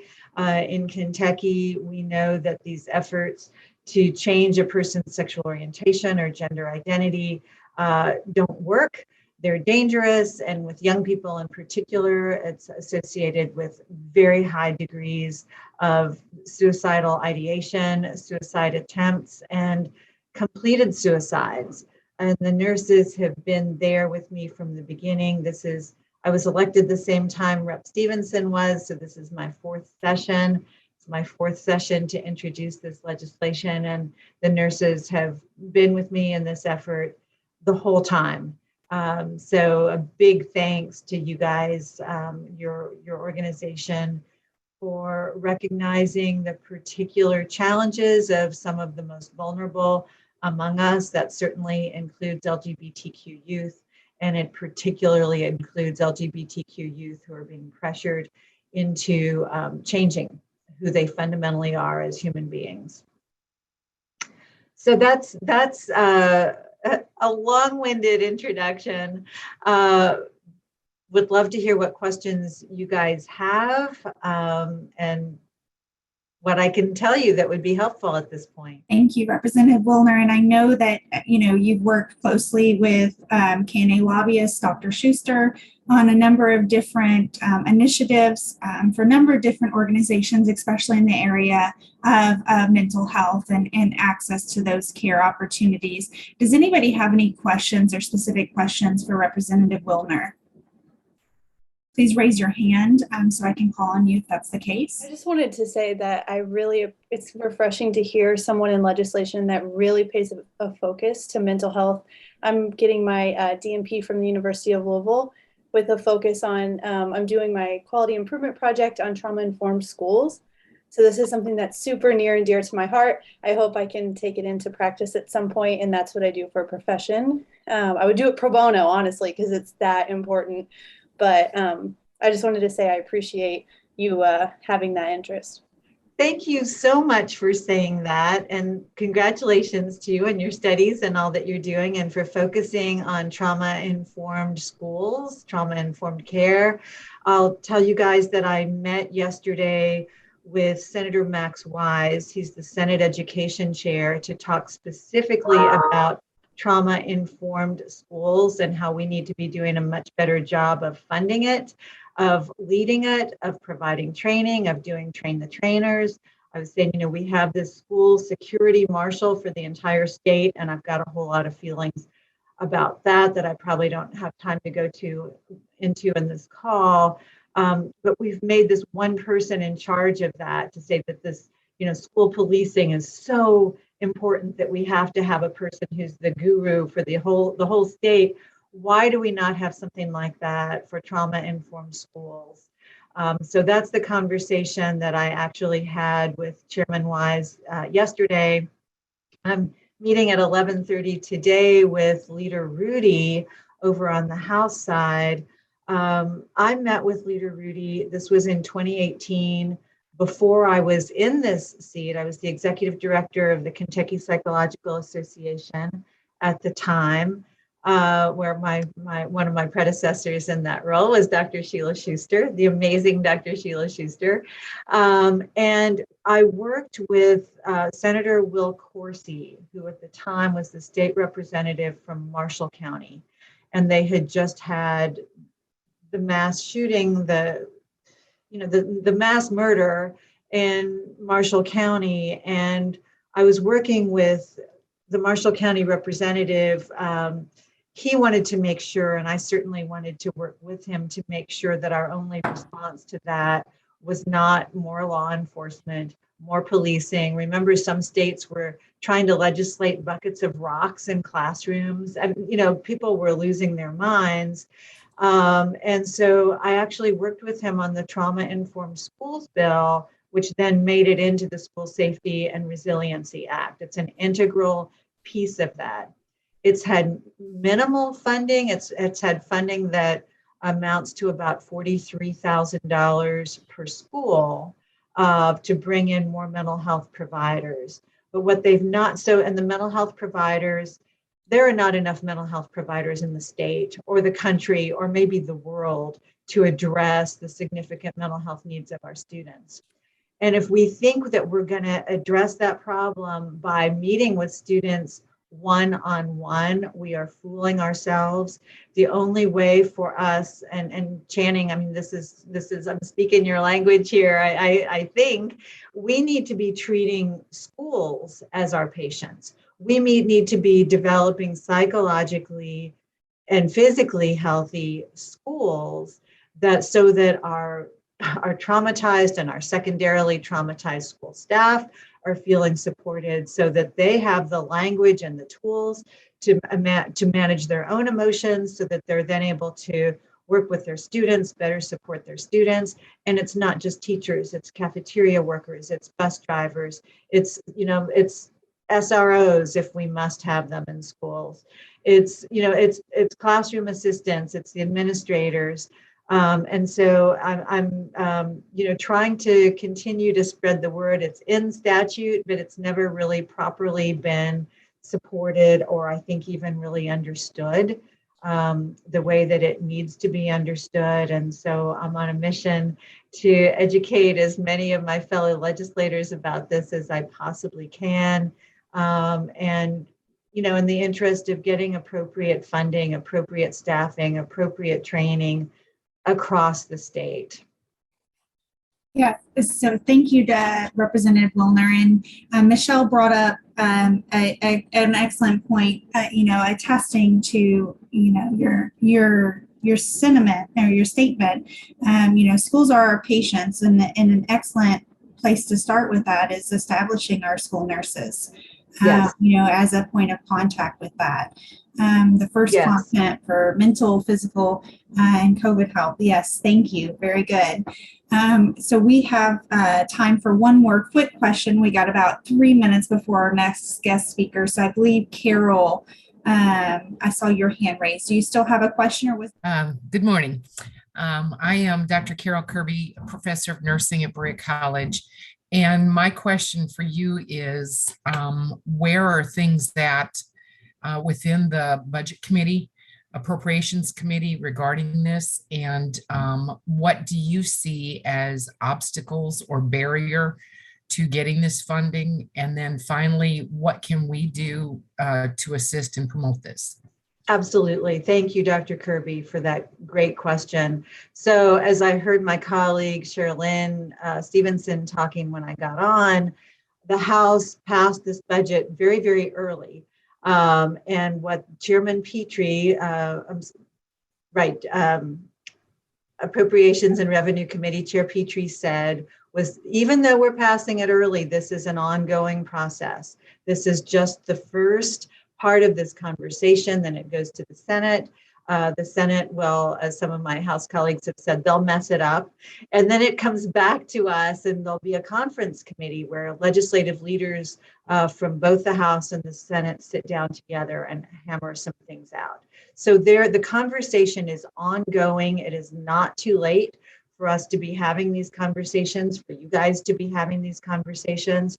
I think it would be very, very appropriate for you to be reaching out to members of the Senate A&R and talking about trauma-informed schools, trauma-informed teams, nurses as an integral part of those teams, that we need funding restored for school mental health professionals, and that we need additional funding for training and support of these trauma-informed teams. So that we move beyond seeing patients, seeing kids, students one-on-one, and really treating the systems of the schools. As I said, I'm continuing to talk to House leadership because it's going to come back to the House. And I want this information, this language, specific dollar amounts to be part of the ongoing conversation. And so, until the budget is passed and on the governor's desk, I think we need to keep working it every single way we can. So next, I'd like to turn it over to KNA President Donna Metter, who will introduce our next guest speaker. Dr. Ernest Grant is the president of the American Nurses Association, and he's going to share his thoughts with us today about nurses as health policy advocates and champions for all nurses. A distinguished leader, Dr. Grant has more than 30 years of nursing experience and is an internationally recognized burn care and fire safety expert. He previously served as the burn outreach coordinator for the North Carolina JC Burn Center at the University of North Carolina Hospitals in Chapel Hill. Dr. Grant has a doctoral degree and a Master of Science in Nursing from the University of North Carolina at Greensboro and a Bachelor of Science in Nursing from North Carolina Central University. He is also an honorary KNA member. Hopefully did you get socks? Are you wearing your socks? No. Eleanor, we will get you your socks ASAP. And participates in many of our KNA events and activities. So please join me in welcoming Dr. Grant to our Nurses Day at the Capitol in Kentucky. Well, thank you very much, Donna. It's indeed an honor and delight to be with you today. And it's all because of your executive director there, Deliner, that I am here. So I truly do feel like an honorary KNA member. And when you do send the socks, I wear a size 15 shoes, so you have to make sure that they will that they will fit. Okay. And indeed, I do have a very strong connection with KNA. I have enjoyed your continuing education sessions that you have had over the past couple of years. And as I step down from my role as president at the end of this year, I hope to continue that. So, but that's 10 months away, so we're not going to start thinking that far. Good morning to those of you who are in the audience. It is indeed an honor to be with you today. I wish I could be there in person. Just talk a little bit about, we'll go a little bit into ANA.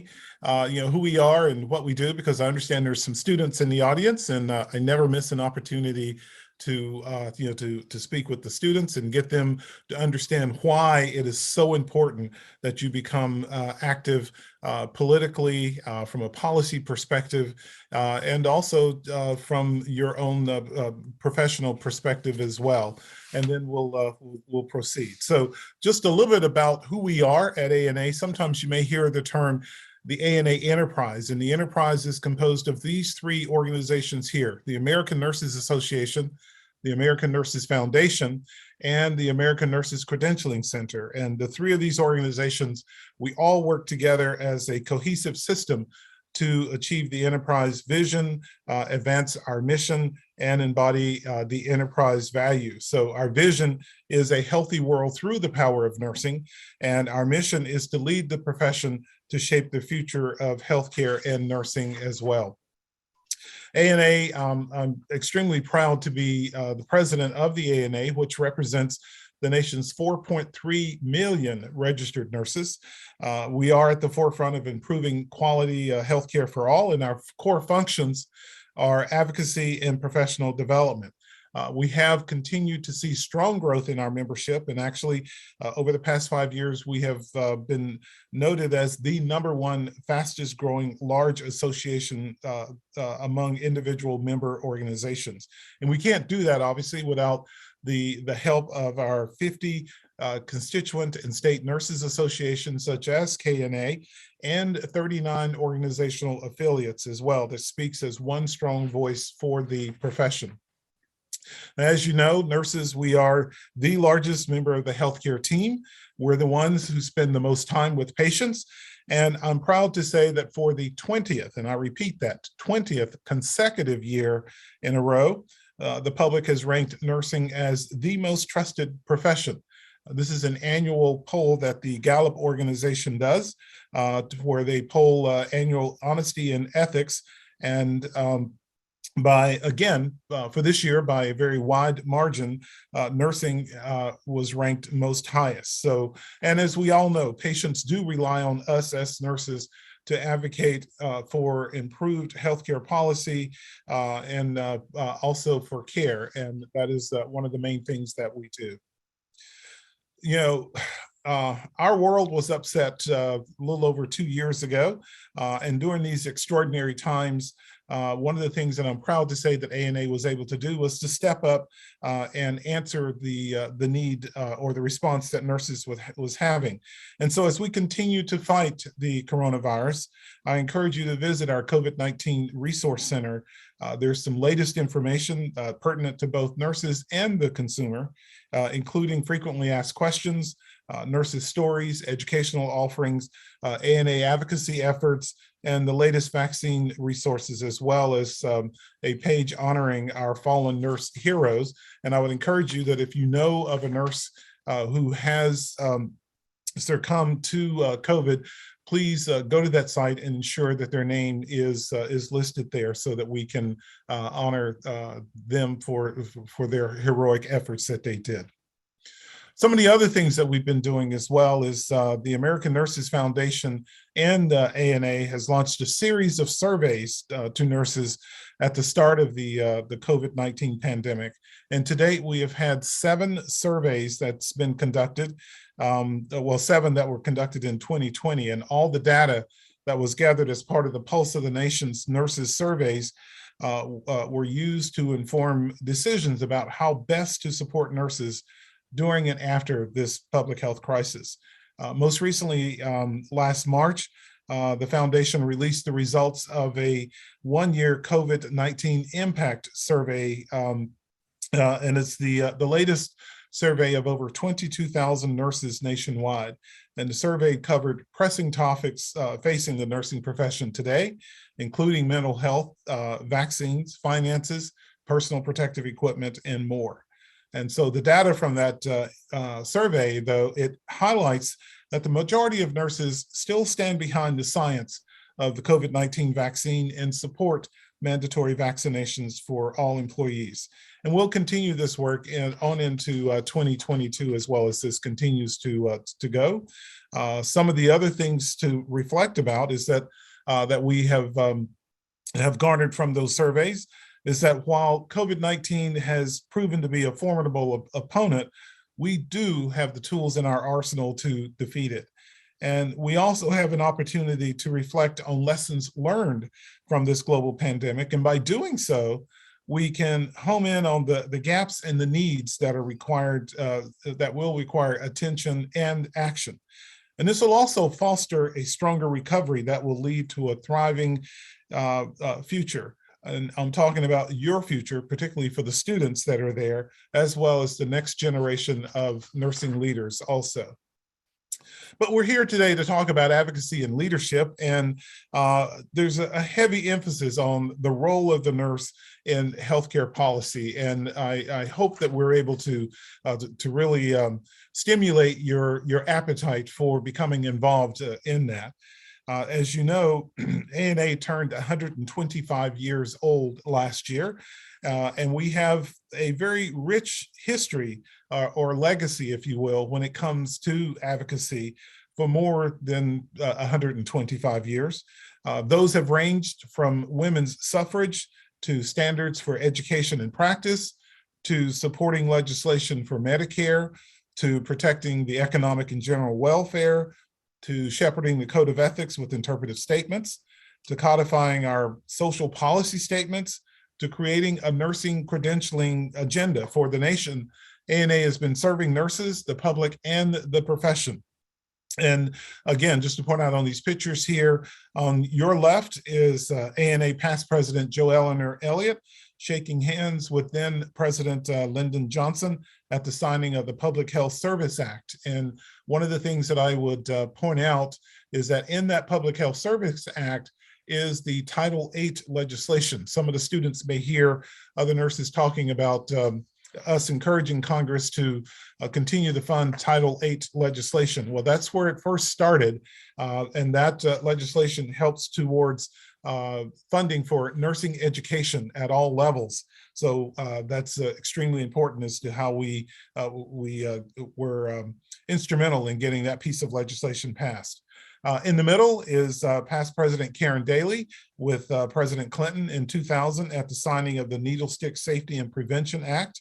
And then, as I always like to jokingly say, I don't know who that handsome gentleman is there with George Bush, but he certainly does look quite handsome in that suit. But that is me with President Bush in 2002, getting an award for the work that I did with the folks at the World Trade Center bombing. So, and we are currently working with the Biden administration and Congress, again, to continue to advance the profession of nursing. So when we are talking about advocacy, though, advocacy is defined as the act or the process of pleading for, supporting, or recommending a cause or course of action. Advocacy, I'm proud to say, is in our code of ethics for nurses. We as nurses, we advocate on behalf of our patients all the time. We're always speaking up for them.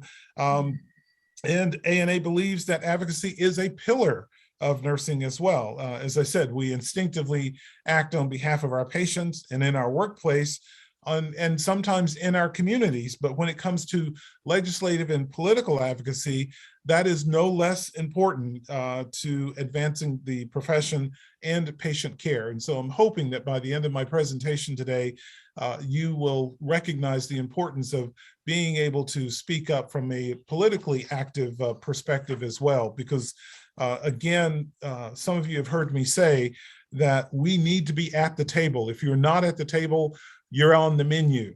And believe me, there's nothing that people who are deciding where to put money or where to put resources, if they don't hear from you, then they just assume that everything is okay. And we need to have our voices heard so that they will know that it's not okay, and we need to address these issues.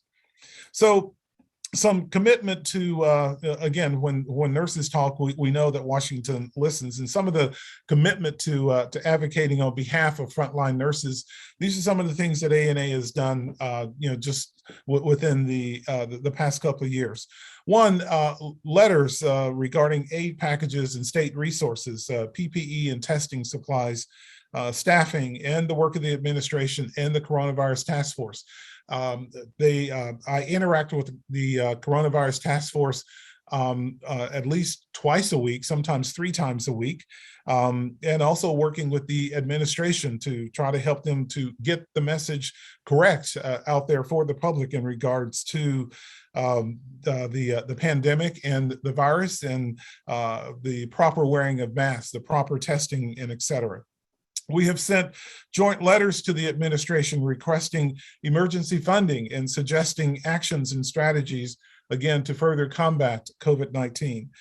We have listed our call to action, where we enlist the help or assistance of our members at the state level to address certain issues, such as the advanced practice nurse, their authority and emergency waivers, so that they will have full practice authority. We're going in, well, we've already are 2 years into this pandemic, and one of the biggest thing, if you will, that Congress did was to relax the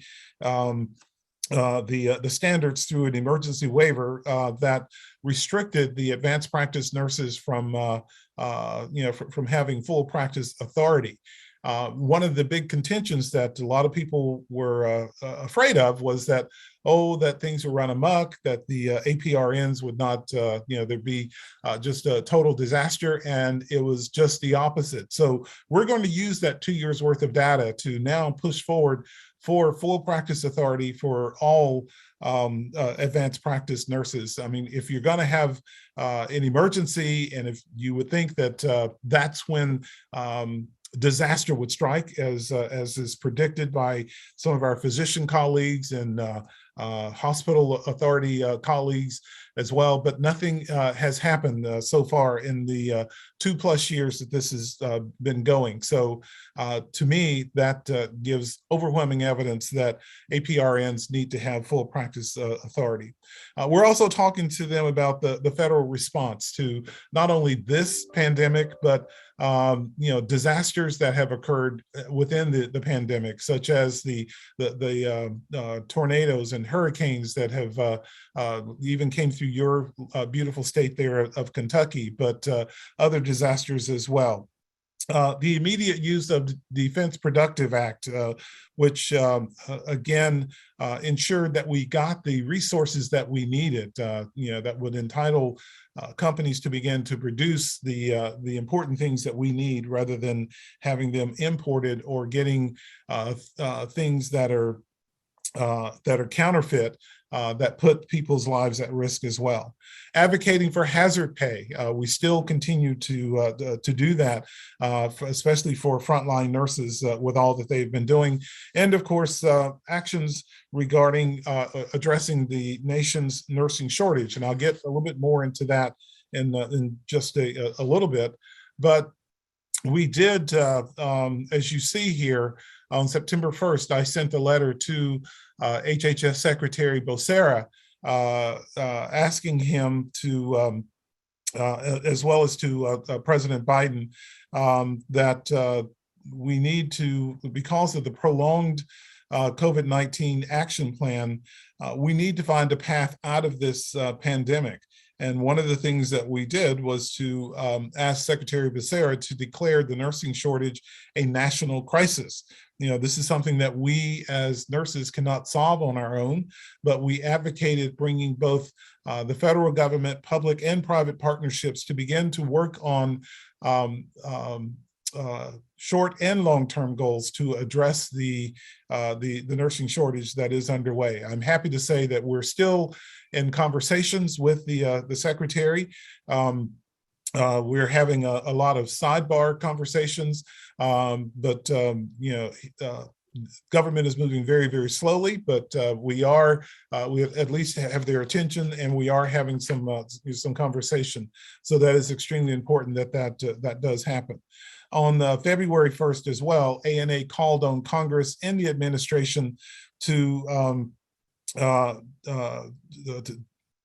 address and mitigate the root causes of the nursing shortage. Obviously change must be made in providing better work environment, appropriate compensation for nurses, and benefits, and making patient safety a top priority to attract and retain nurses today and in the future.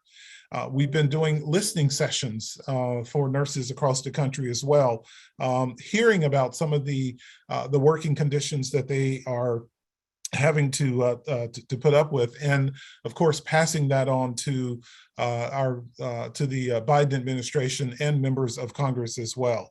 And also partners for nursing staffing. We're working with other organizations such as the American Hospital Association, the American Association of Colleges of Nurses, the American Organization of Nurse Leaders, several others as well. We have formed a nursing staff task force.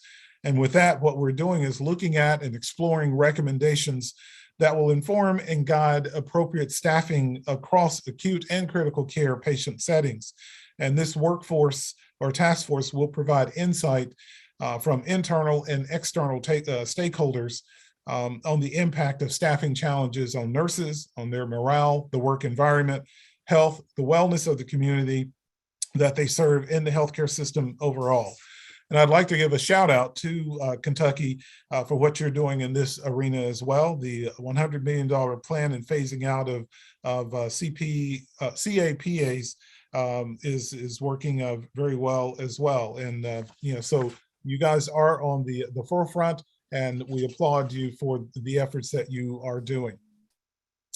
One of the other things that, you may not necessarily think of this as an advocacy, but it certainly is. It falls right in there when we think about not only diversity, equity, and inclusion, but also talking about access to healthcare for all, and and addressing the social determinants of health. So as we know, the pandemic did demand most of our attention over the last year, but other issues also require our response and engagement.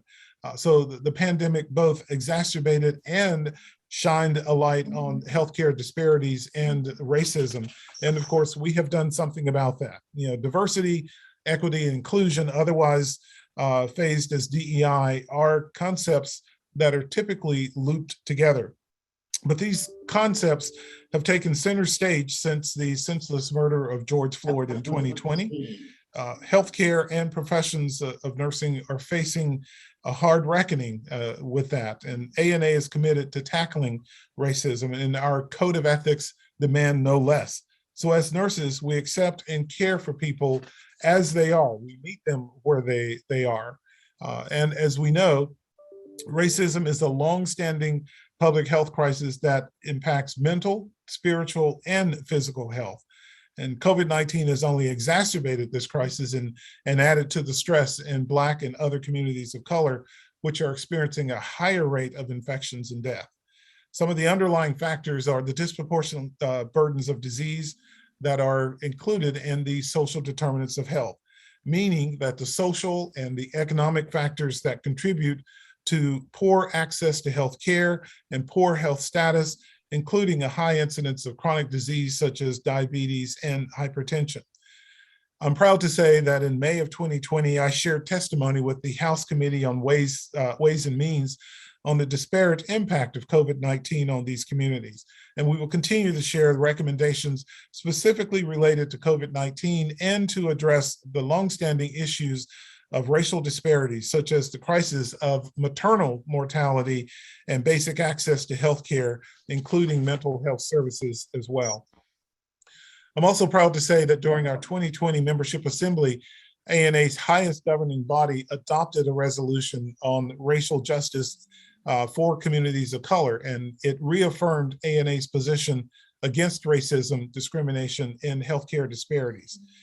There were a long list of what we have, what is listed there, such as oppose and address all forms of racism and discrimination, condemn brutality by law enforcement, in partnership with nurses everywhere, educate, advocate, and collaborate to end systemic racism, particularly within the nursing profession itself. And I would also say that the board of directors has undertaken the drafting of a statement to apologize for past ANA actions that contributed to systemic racism within the profession. This is the start of a journey that addressed past harms while also identify actions that will continue to keep this issue on the forefront of the profession as it evolves and grows. So the purpose of this work is for ANH is to engage in a process of meaningful reconciliation with its actions that have contributed to perpetuating racism within the nursing profession, to apologize for such actions and identify future actions that ANA agrees to adhere to as a means of ensuring that ANA will be a welcoming space for all nurses and advance the needs of nurses of color. So this statement will be considered during the upcoming membership assembly in June. So please stay tuned and we'll keep you posted with that. But then there are things that we as nurses can do also to continue to add value by understanding our critical role in addressing equity as well. You know, equity falls within a continuous range of ethical issues or dilemma that nurses face on a daily basis. Some may include, trust or distrust of the healthcare system. Because of our longstanding history of racism or discrimination across our society, this leads members of the Black, Brown, and other minority communities to be distrustful of our healthcare system. Decades of distrust has exacerbated preventable chronic health conditions, maternal death rates, and more in these communities because they do not feel that their voices are being heard.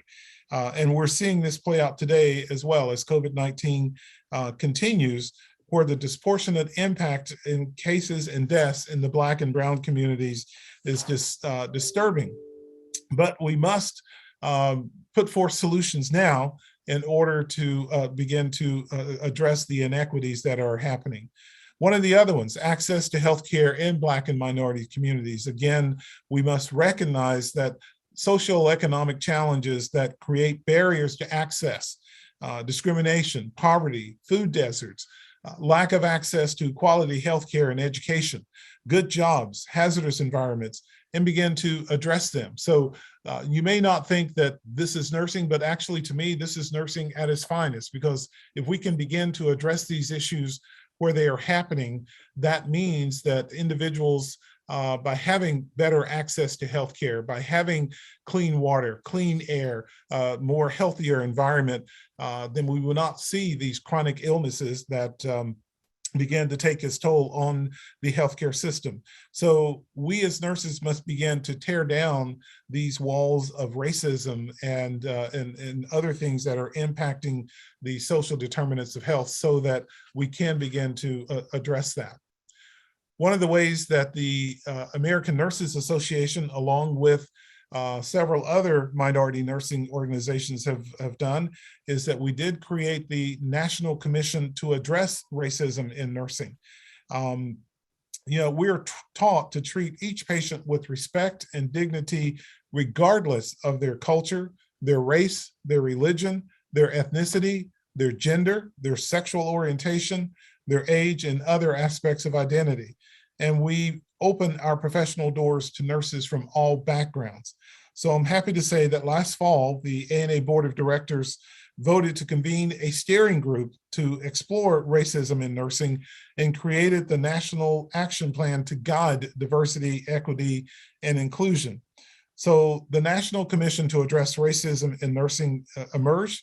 This commission is led by the American Nurses Association, the National Black Nurses Association, the National Coalition of Ethnic Minority Nurses Association, and the National Association of Hispanic Nurses. There are 36 minority nursing organizations and other nursing organizations that are participating in this, the work of the commission. And I'm also happy to announce that we selected Dr. G. Rumey Alexander as the scholar in residence to help focus on addressing the persistent problem of systemic racism within the nursing profession. Just yesterday, the foundational document ended its public comment period, which addressed racism in nursing. One, there was the historical perspective, but then it also addressed it from the educational perspective, from the clinical perspective, from the research perspective, and from the policy perspective as well. So again, I encourage all nurses to become role models of anti-racism for other professions to follow. And we must be intentional and do more to bring in more minorities and men into our profession as well. As I said, on January 25th, also, the commission also released the results of a survey from 5,600 nurses with findings showing racism as a substantial problem within the profession. More than 3/4 of Black nurses responding said that racism in the workplace has negatively impacted their well-being. 63% of the nurses surveyed said that they had personal experience and act of racism in the workplace, with the transgressors either being a peer, a patient, or a manager or a supervisor. So the findings like these just validate the commission's definition of racism, and full findings and infographics and other resources are available on our website. If you're interested in looking at that, I would encourage you to please go to nursingworld.org and do a search for the Commission to Address Racism in Nursing, and you will find that. So as I said, the foundational report has been sent out. The public comment period ended yesterday, and we are hoping to distribute the completed report will be distributed on May 7th. So please stay tuned for that. In the meantime, we do have some other upcoming events. The first quarter, there will be a quick video learning series on anti-racist behavior. In the first and third quarter, we'll have Racism Echo educational series. As I said, in May, we have the issuance of the Commission's report. Also in June, we're hoping to have ANA's reconciliation statement released at that time. And there will be a virtual forum for racism in nursing the third quarter of 2022. So we urge all nurses across every healthcare setting and environment to join us in boldly confronting individuals and systemic racism. You know, nursing needs to take the time to educate themselves on this issue and gain a deeper knowledge of racism's impact on the profession, on patients, and on our colleagues as well. I also would encourage you that, just as you're about to do today, have your Nurses Day at the legislature. We will have our National Nurses Day at the legislature Hill Day on June 9th. We encourage you to attend. You don't have to be there in person. You can also attend virtually. We are extremely excited to have you participate. Delano or President Donna will be able to give you the information as to how you can participate virtually, and also through RN Action that you see there. So please share your voice, your story, and advocate on the issues that you believe in. Because believe me, if you tell your representative, I'm a nurse and I vote, or I'm a nurse and I'm a registered voter, that is what will get their attention. So you need to be able to do that. And then just lastly, I ask you to please stay engaged with us. If you have any questions, we're more than happy to assist with that. And with that, I will stop sharing and ask if anyone has any questions that perhaps I can answer for you. I don't know if we have time for that. Do we, Eleanor?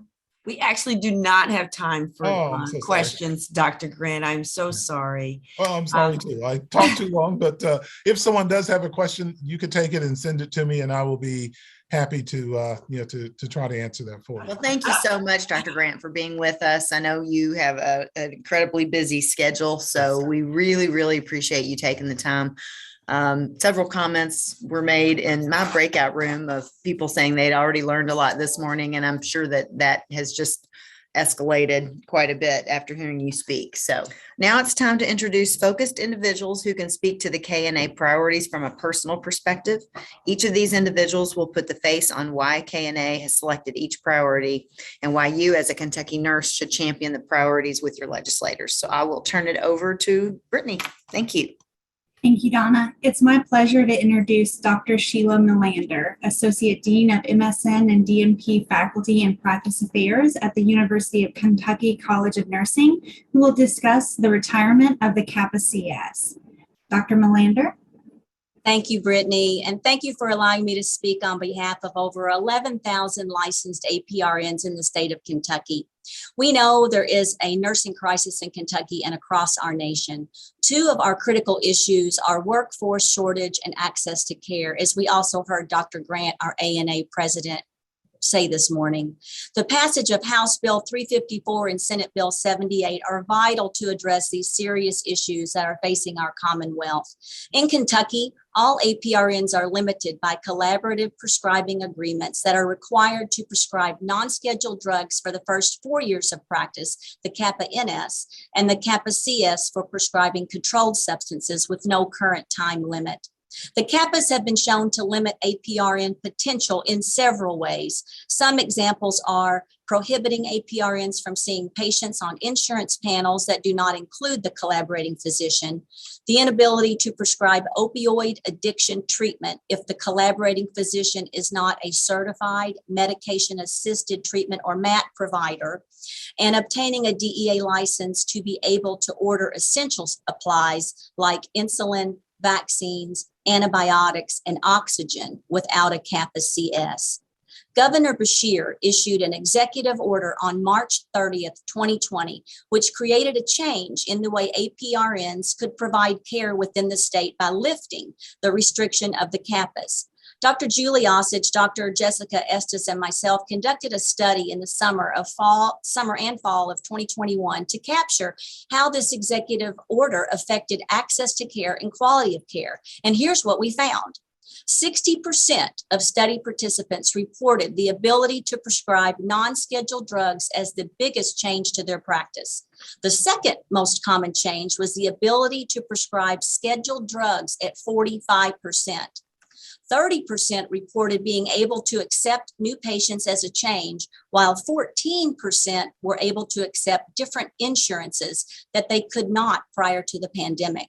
We just learned also that 1,500 APRNs have been impacted by the rescinding of the CAPA-CS emergency order. If each of those APRNs see 15 patients a day, 5 days a week, that is 112,500 patients a week who now have less access to care. APRNs in Kentucky have been safely prescribing controlled substances within the statutory restrictions for the past 14 years. CASPR data shows that although the number of APRNs in Kentucky has increased, the average APRN prescribing Schedule II opioids has decreased 34% from 2015 through 2020, compared to a decrease of 18.6% for the average prescribing physician in that same period. Passage of House Bill 354 and Senate Bill 78 adds Kentucky to the growing list of states removing barriers to care. Geographic location creates health disparities in Kentucky, especially in our most rural areas. And it's documented that states with few practice restrictions are associated with more APRNs providing care in underserved areas. Kentucky would join 24 other states in allowing APRNs to provide care to the full extent of their education and training. In summary, our Commonwealth is facing a healthcare crisis. Access to quality medical care in Kentucky has been an issue for a long time, and the COVID-19 pandemic has just accentuated that problem. We're at risk for losing many of our practicing APRNs, and we want to keep our Kentucky APRNs and nurses practicing in Kentucky. On the bright side, the pandemic allowed the CAPA restrictions to be lifted. And when that happened, our nurse practitioners provided expanded access to high quality care. In essence, Governor Beshear implemented a pilot program for House Bill 354 and Senate Bill 78, and the results were outstanding. There is a saying, been there, done that. With Governor Beshear's executive order, we have already been there, done that with House Bill 354 and Senate Bill 78. There should be no debate on the merits and passage of these two critical pieces of legislation. So I conclude by asking all of you to write, call, or email your state representative and state senators regarding the crucial passage of House Bill 354 and Senate Bill 78. It's only through our joint and united efforts that we can affect change for our healthcare providers and patients within our Commonwealth. Thank you. Thank you so much, Sheila, for your leadership and for your advocacy. I am now happy to introduce Amanda Corzine, nurse manager at Safe Services at Uofl Hospital, who will discuss the importance of SANE nurses. Thank you so much for having me, and it's been a great day so far. I'm really happy to be a part of it. So I am the nurse manager of Safe Services at Uofl Hospital, where I've been a nurse for 13 years. And I'd be remiss if I didn't also say that I'm a candidate for state representative in House District 48. I wanted to talk to you all today a little bit about the importance of SANE nurses, something that's near and dear to my heart, by telling you about a patient I recently saw. So just a few months ago, I was on call through the night and got called in at about 3 a.m. to see a patient who came to our clinic. She was a 17-year-old who came with her mom and dad. And when I came in and introduced myself to the family, they told me that they'd driven nearly 2 hours to get to our clinic through the night. And when I asked them, what made you come here? How did you know to come here? What made you drive this far? Because they had driven past probably 10 other emergency departments on their way to get to us. And the patient's father looked at me and said, I'm an ER physician and I wanted the best for my daughter. And I think about that a lot, because if anyone knows how hard the job of a SANE nurse can be and how important good SANE exams are, it's an ER physician, because many of them, especially in our rural communities, are forced to do those exams when there's not a SANE nurse available, and they know they don't have the right amount of training to do them. Of course, they're capable of medically clearing the patient, but they're not always capable of the detailed level of injury, documentation, photography, evidence collection, things that we spend hours doing with every single one of our patients that comes in the door. And so this ER physician's not alone. They know that ERs need SANE nurses, and they know that hospitals need to commit to having SANE nurses. This is not a new problem. When I started at Uofl, there were 6 nurses, and we've grown to a program of 25, providing 24/7 coverage at 17 different facilities. So I always think of when I worked in labor and delivery briefly, and I came to my preceptor and said, I never know what to do when something's going wrong. Do I put the oxygen on first, or do I turn the patient? What do I do first? I get flustered. And my preceptor said, Amanda, you do it all. And I think that's the approach we need to take with SANE nursing too, right? And nursing in general. We both need to make sure we're providing the best care that we can, but also advocating for better care on a policy and statewide level. And so we know that hospitals need to commit to having SANE nurses there. Sexual assault affects 1 in 6 women. And I cannot think of any other type of care that a hospital could say, I don't think we need to do that here. It's not that big of a problem, when it affects nearly 20% of the women coming in the door. So hospitals have got to commit to it. And they've also got to commit to making it reasonable for nurses to do this work. They've got to pay the on-call pay. They've got to help pay for the training and education that it takes to become a SANE nurse. It's not an easy process. And we also need to make sure that the reimbursement rate is feasible for both the nurses providing their time and also the hospitals providing the care to patients, because no longer should anyone hear the words, "We don't do those here," when they come into an ER for a SANE exam. And we have heard that time and time again. The story of that physician that I told you at the beginning is not unique. I have heard that before. People who've gone to 2 other hospitals before they ended up at UofL for their SANE exam, and they were told, "We don't do those here. You've got to go somewhere else." It's not right. It's not fair to victims. And we as nurses have an opportunity to advocate for better care statewide by reaching out to our legislators and demanding that. So thank you so much for your time today. And it's a pleasure to be with you. Thank you, Amanda. And Amanda decided to take it a little step further and actually try to become one of those legislators. So I'm sure Amanda's open to your questions, and we look forward to hearing from Amanda moving forward. Next, I would like to introduce Dr. Beth McCraw, Vice President of Nursing and Clinical Services at Jeannie Stewart Medical Center, who would like to discuss the nursing shortage in Kentucky. Dr. Beth McCraw. Thank you, Brittany, so much. I am so honored to be able to speak to something that I am so very passionate about.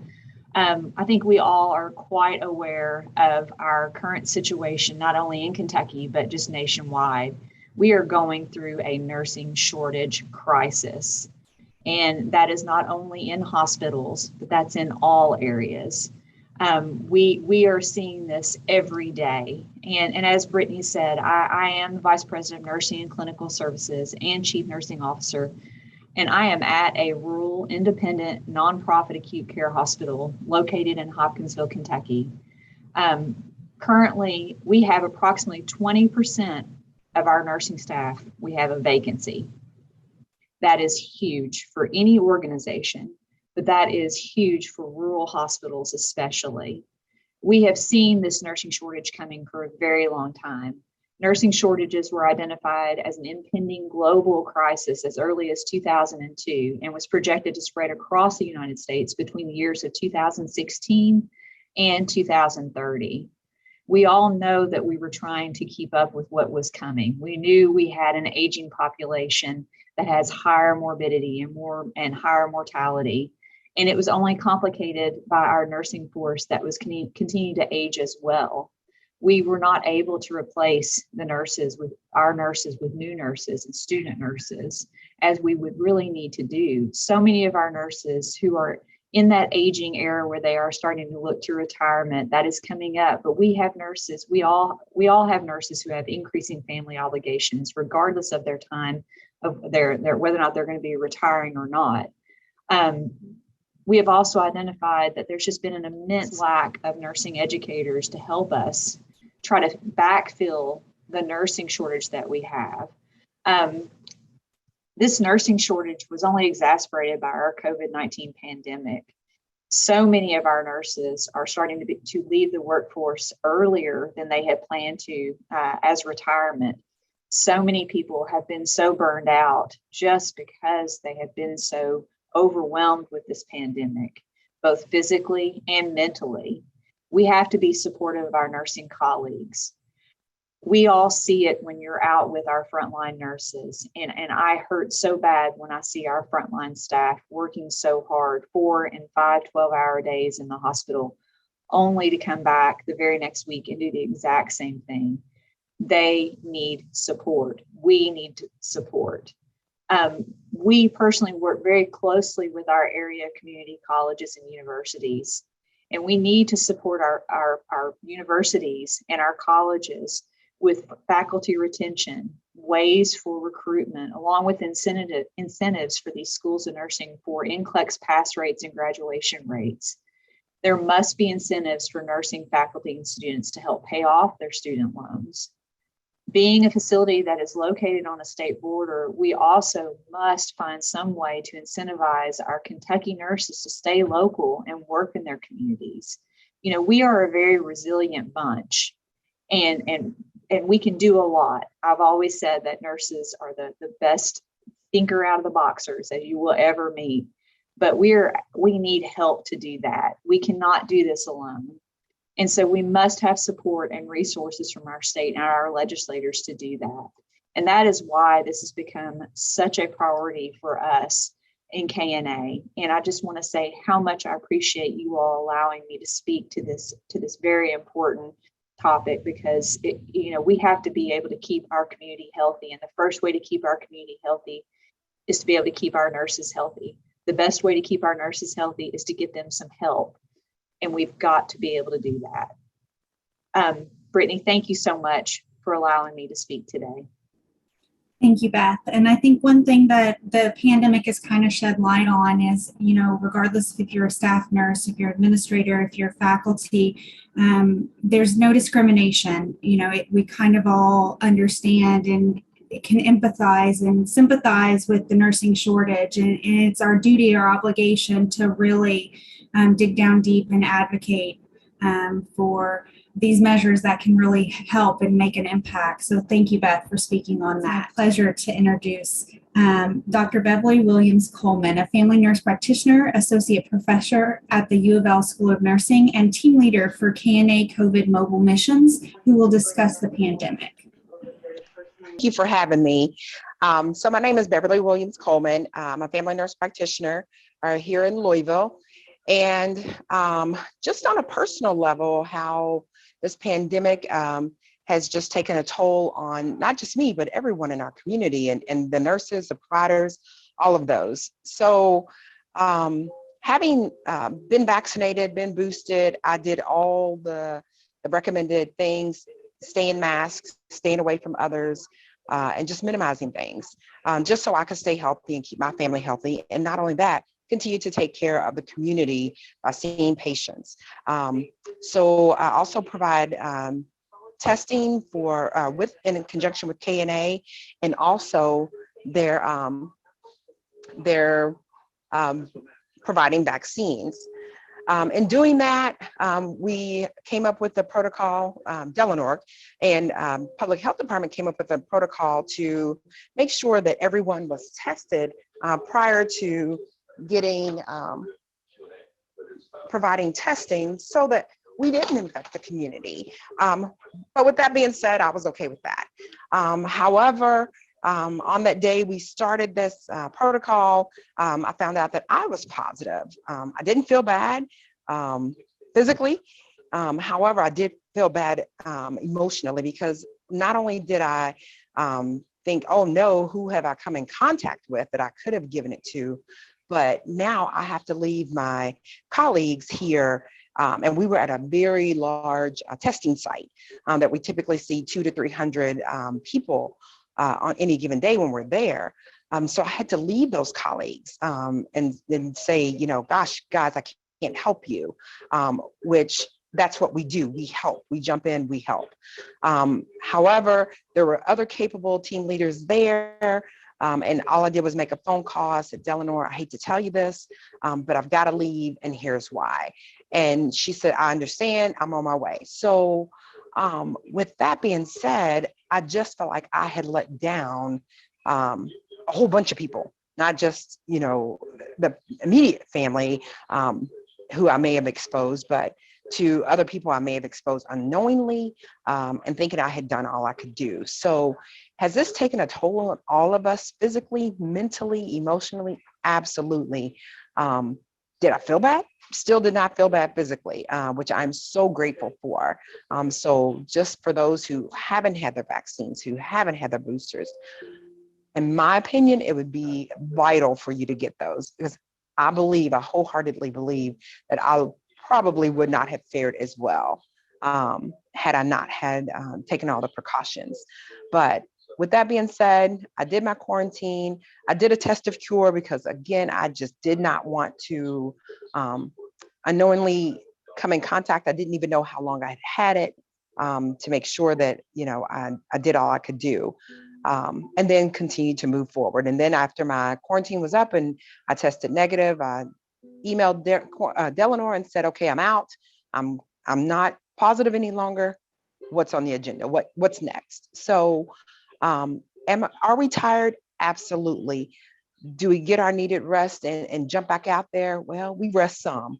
But for all of those out there, all I can do is say, be strong, get the rest you can get, dust yourself off, and get back out there. And like everyone has spoken, nurses is about the most respected profession. I couldn't see myself doing anything else. Just on a personal note, for those, out there fighting the good fight, continue. Thank you for having me. Thank you, Beverly. What a testament to the importance of masking, to vaccination, to testing. So we appreciate your testimonial on that. Next, I would have the pleasure of introducing Dr. Gannon Tagger, Assistant Vice Provost for Advising and First Year Experience at Northern Kentucky University and Chair of KNA's School Nurse Task Force. Thank you, Brittany. Hi, everybody. Thanks for letting me talk to you guys today about the importance of school nurses in the state of Kentucky. My interest in this stems from the fact that I am a pediatric nurse practitioner. So I'm very excited to have KNA have the school nurses, having a school nurse in every school all day, every day as part of their legislative priorities. I would be remiss if I didn't say there has been a group of wonderful ladies working on this for many, many years. And we are now a small but mighty task force that has been bugging our legislators quite frequently for the past couple of years. So in the state of Kentucky, there are approximately 638,000 children in preschool through 12th grade. And of those children, 60.5% are economically disadvantaged, 25.5% are children of color, and there's about 121,000 reported chronic conditions in the state as well. There are school districts across the state that have one nurse for the whole school district. Some are contracted out by health departments. Some are by contract companies.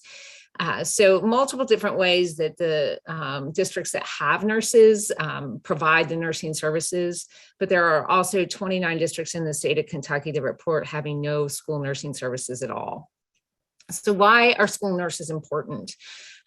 Next to home, school represents the most influential environment of a child's life. So if we really think about how much time children spend in school, then 8 hours a day, 5 days a week, that is a lot of time that they're spending with the teachers and the staff at school, in addition to their family at home. So school nurses promote and support healthy behaviors, which can lead to positive outcomes. And those outcomes are the outcomes that are influenced are academic, psychosocial, physical, as well as mental health outcomes. We know that the state has a big push for mental health providers, but what we really have been trying to focus on with school nursing is what nurses are able to do, right? So a lot of people think of school nurses and they think of Band-Aids and they think of, we'll take your temperature. We've really been trying to inform legislators what a bachelor's prepared nurse can do at the top of, their performance. And we know that not every school nurse is a bachelor's prepared nurse, but, we're able to inform legislators of we can do more than put a Band-Aid on a school or a child in school. So we also know that the ability for students to learn is related to their health status. If a child is not well, they're not going to be in school, or if they're not well and they are in school, they're not going to be able to learn. So really, when you think about it, schools are a hidden system of healthcare. The nurses in schools can partner with the medical homes. We are never trying to keep health within the schools. We want to partner with the pediatricians and the family physicians or nurse practitioners across the state. We have full backing of the Kentucky chapter of the American Academy of Pediatrics on this initiative as well. Also, Kentucky is in the bottom 10 in the nation for multiple health indicators in children. And this includes physical health, mental health, diabetes, asthma, obesity, oral health, and substance use. So as you all know, nurses can wear many hats and do many different things, but school nurses are specifically versed in community and public health, coordinated care, continuous quality improvement, and then, of course, the in-depth assessment of the physical and mental state of the child. School nurses can provide leadership to promote student success. And we know that research has shown improved outcomes in schools with nurses, specifically around improved attendance rates, higher high school graduation rates, and higher standardized test scores. Not to mention the school nurses' role in the pandemic. So school nurses have been doing contact tracing, vaccine clinics, providing education to students and families, providing testing, helping to support students staying in school, providing outreach and coordination of care. And during times of non-traditional instruction, those nurses have been reaching out to students in their caseload, especially students with chronic conditions. So in conclusion, schools with nurses they have better outcomes. And although there are schools, again, like I said, that have part-time nurses or share nurses within the district, and schools with nurses, in schools that have full-time nurses, students are able to form connections with the nurse and are more likely to miss less school and succeed academically. So it's imperative for the future of the children in our state that there's a school nurse in every school all day, every day. So we ask that you guys contact your legislators. Our ask is $9 million each year in the biennial budget to supplement the salary for nurses in districts that do not have nurses. So, and additionally, we would like to start a research project to look at outcomes of having nurses in the schools in our state. So thank you for your time. Thank you, Gannon. That was great. We appreciate hearing that information. And yes, please do contact your legislators and share how important this is that we move our children up out of the bottom of the rankings in Kentucky. So thank you to everyone who testified about these issues today. Together, we are making a big difference.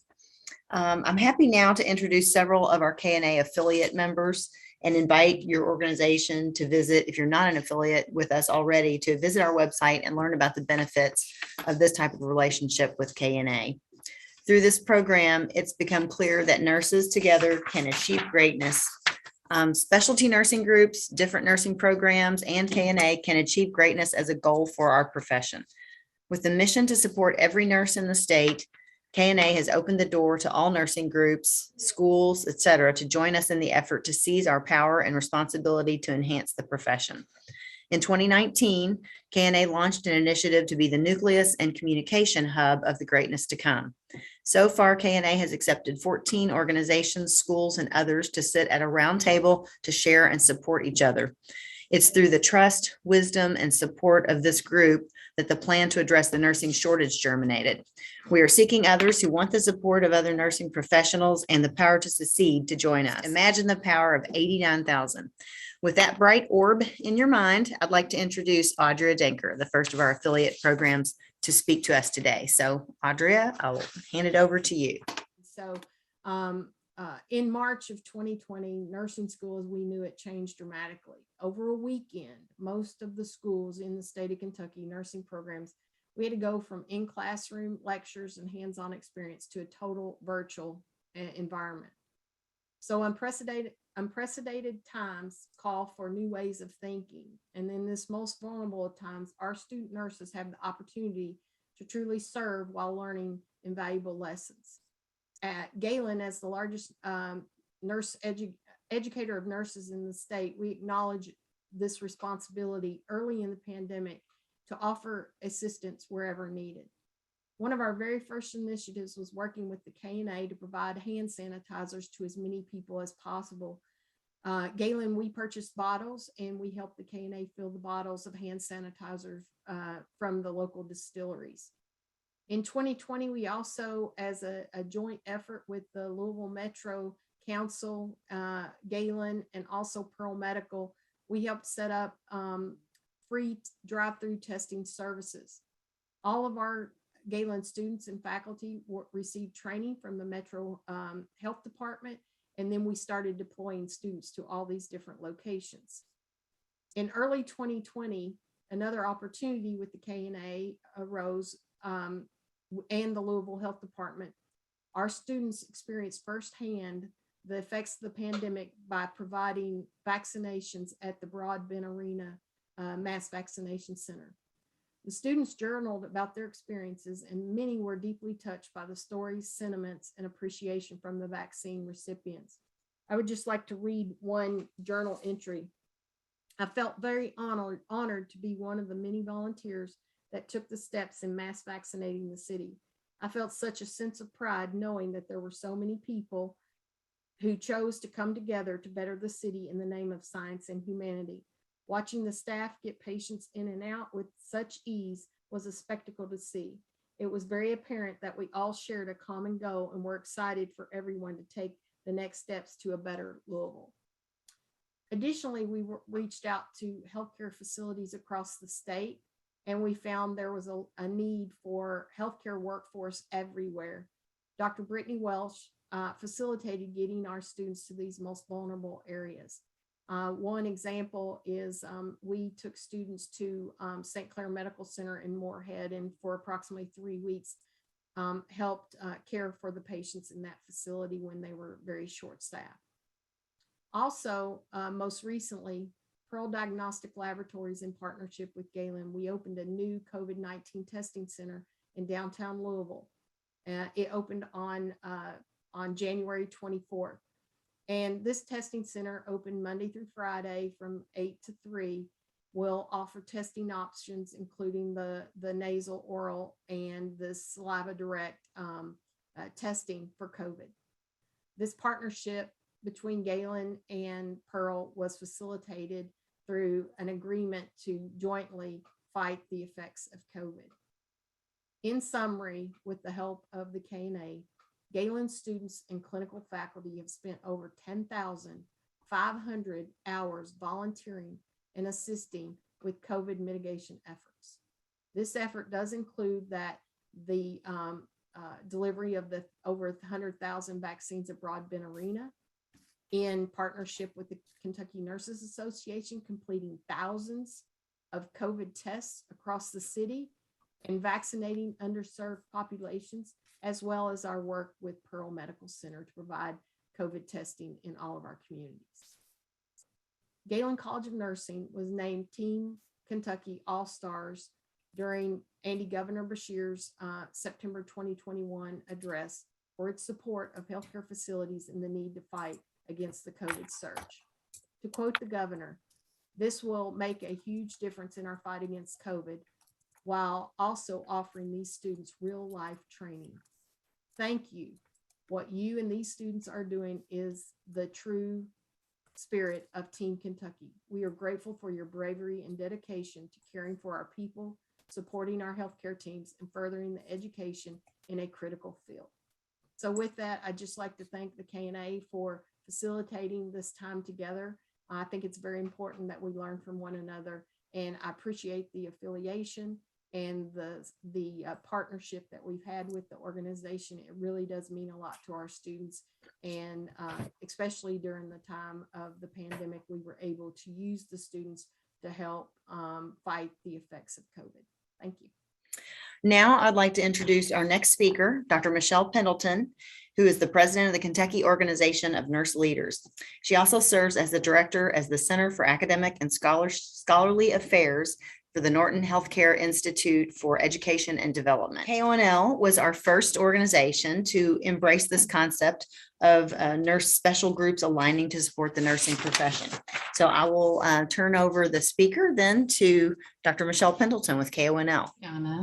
As Donna said, my name is Michelle Pendleton, and I am the current president of the Kentucky Organization of Nurse Leaders, or KONL. KONL finds the affiliate relationship with KNA to be invaluable. KONL is a nonprofit organization in the Kentucky State Chapter of the American Organization for Nursing Leadership, or AONL. KONL's mission is to develop, support, and advocate for nurse leaders, both formal and informal leaders, as they enhance the delivery of care. KONL's vision is to engage the community of nursing leaders with one voice, advancing health in the Commonwealth. KONL provides educational programs for nurses throughout the state, funds scholarships for members, shares scientific works, and provides forums for discussion and networking for district and state level discussions. The purpose of KONL is to advance the development of effective leadership in nursing services in any site where healthcare is delivered.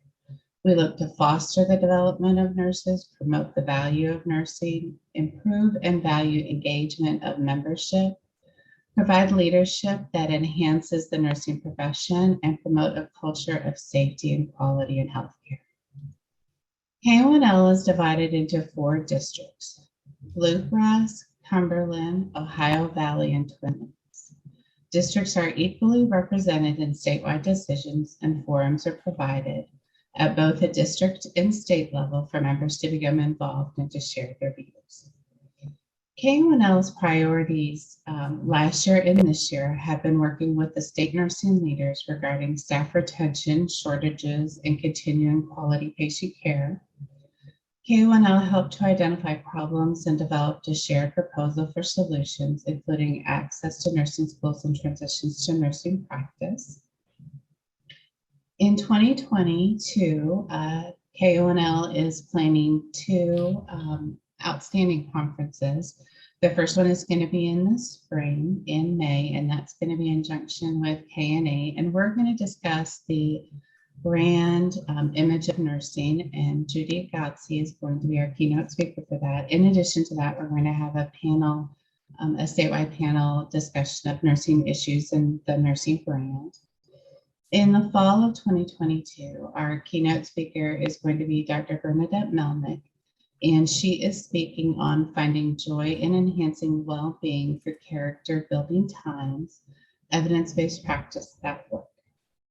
KONL is actively participating in supporting KNA and its legislative focus on the removal of CAPA-CS, the nurses in Kentucky schools, the sexual assault nurse examiners being available in facilities, as well as COVID mitigation initiatives. Thank you for the opportunity to share the purpose and key priorities of the Kentucky Organization of Nurse Leaders. For more information, and that can be obtained by going to the KONL website at kyonl.com or by reaching out to me, Michelle Pendleton. Thank you. Thank you, Michelle. Now it gives me great pleasure to introduce Darlene Ruska, the Kentucky State Council of Perioperative Nurses representative, who led the charge during the 2021 session with Senate Bill 38 into law, requiring all hospitals and outpatient surgery centers to use a surgical smoke evacuation system during any procedure that generates smoke. So, Darlene, thank you so much for being with us today. I just wanted to say hello to everyone. I am Darlene Ruska, as she said, a KNA member, chair of the Kentucky State Council of the Association of Perioperative Nurses, AORN, which is also an affiliate of KNA. In 2020 and 2021, as an RN with over 32 years of experience in the operating room, I spoke at Nurses Day at the Capitol to share information about the dangers of surgical smoke to OR personnel and surgical patients, and to gain support for legislation for a bill for surgical smoke evacuation to be used on every surgical procedure producing surgical smoke.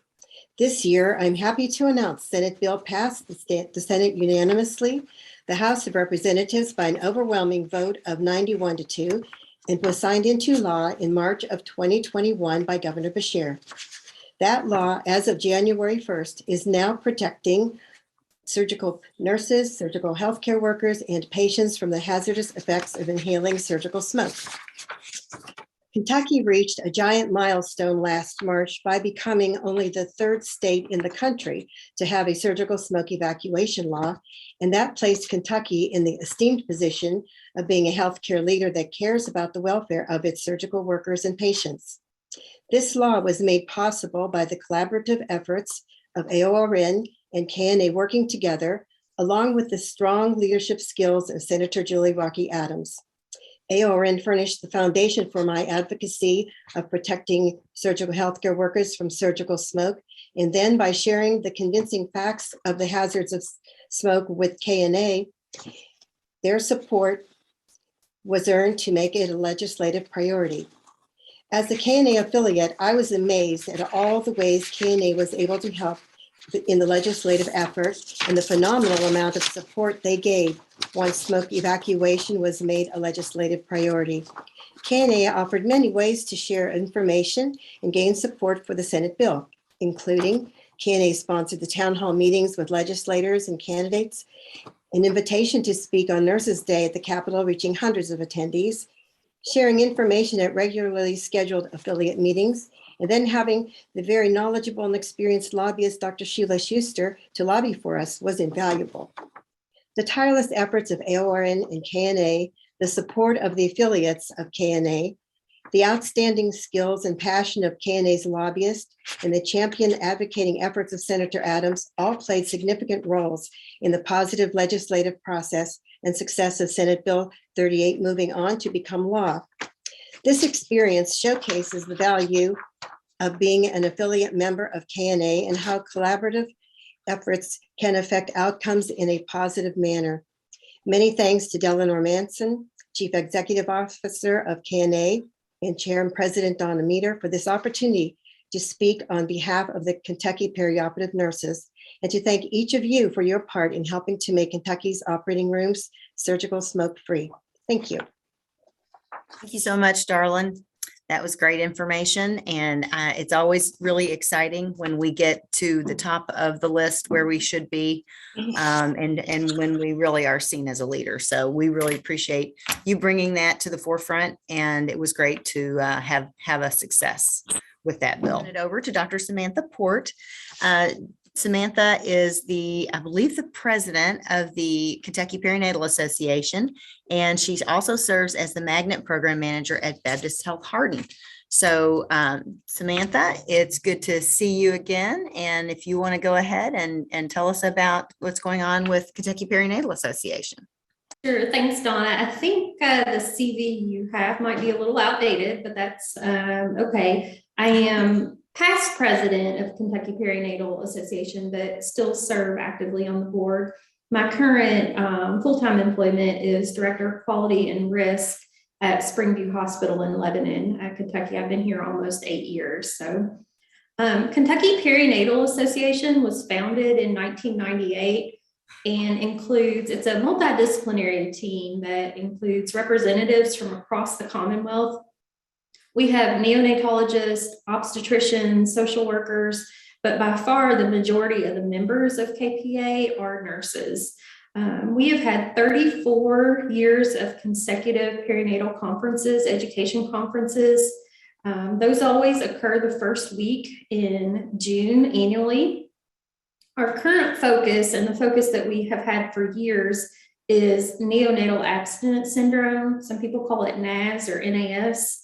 We focus on the perinatal issues to enhance the health status of expecting moms and babies. Over the 34 years, we've had over 25,000 healthcare professionals that have attended our conferences. We advocate for legislation that supports funding improvements for the outcomes of our moms and babies across the Commonwealth.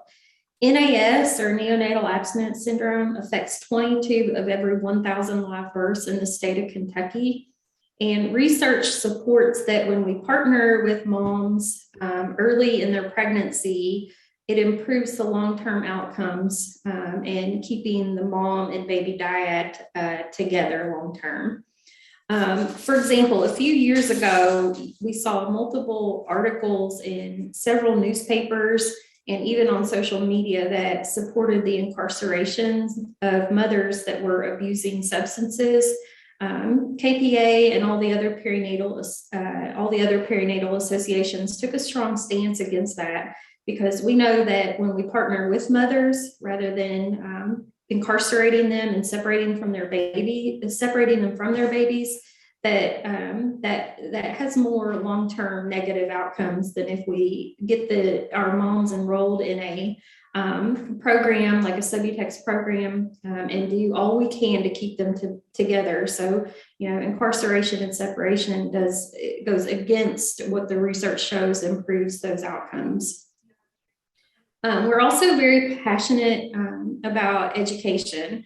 So like I said, I talked about the annual conferences that we have, but just the education of the public, education, even of professional, our professionals still continues. For instance, babies withdraw when they're born, but babies are not born addicted. So, you know, when you hear people saying, well, it's an addicted baby, there's, you know, changes in the brain that have to happen for an addiction to occur. You know, we may be addicted to caffeine or nicotine. There are things that we're addicted to and we crave that, but babies are not born addicted, but babies do withdraw from whatever substances that moms are exposing them to.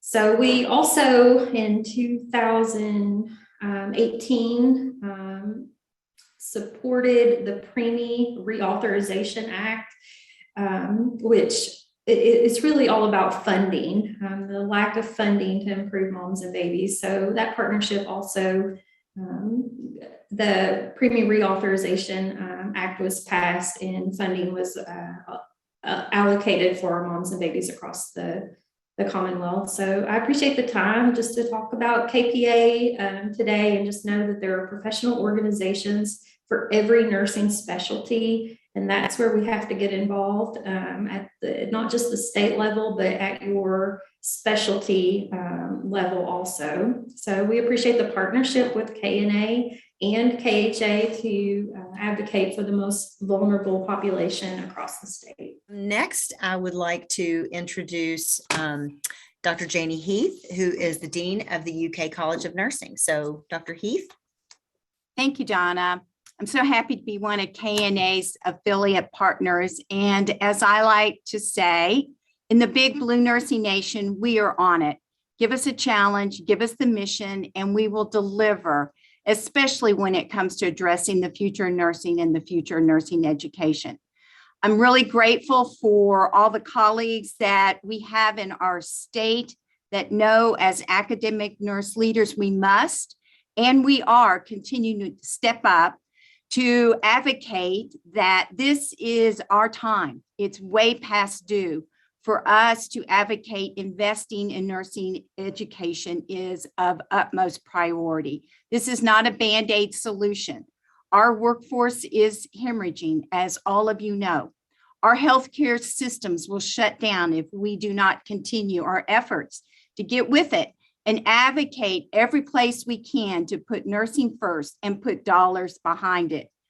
When 60 Minutes recently highlighted the state of affairs of the nursing shortage in Kentucky and the nation, somehow it became more real.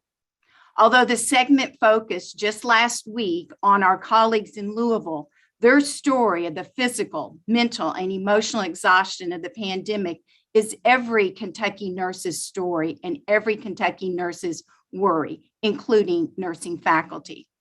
Our nursing students see this, hear this, and feel this.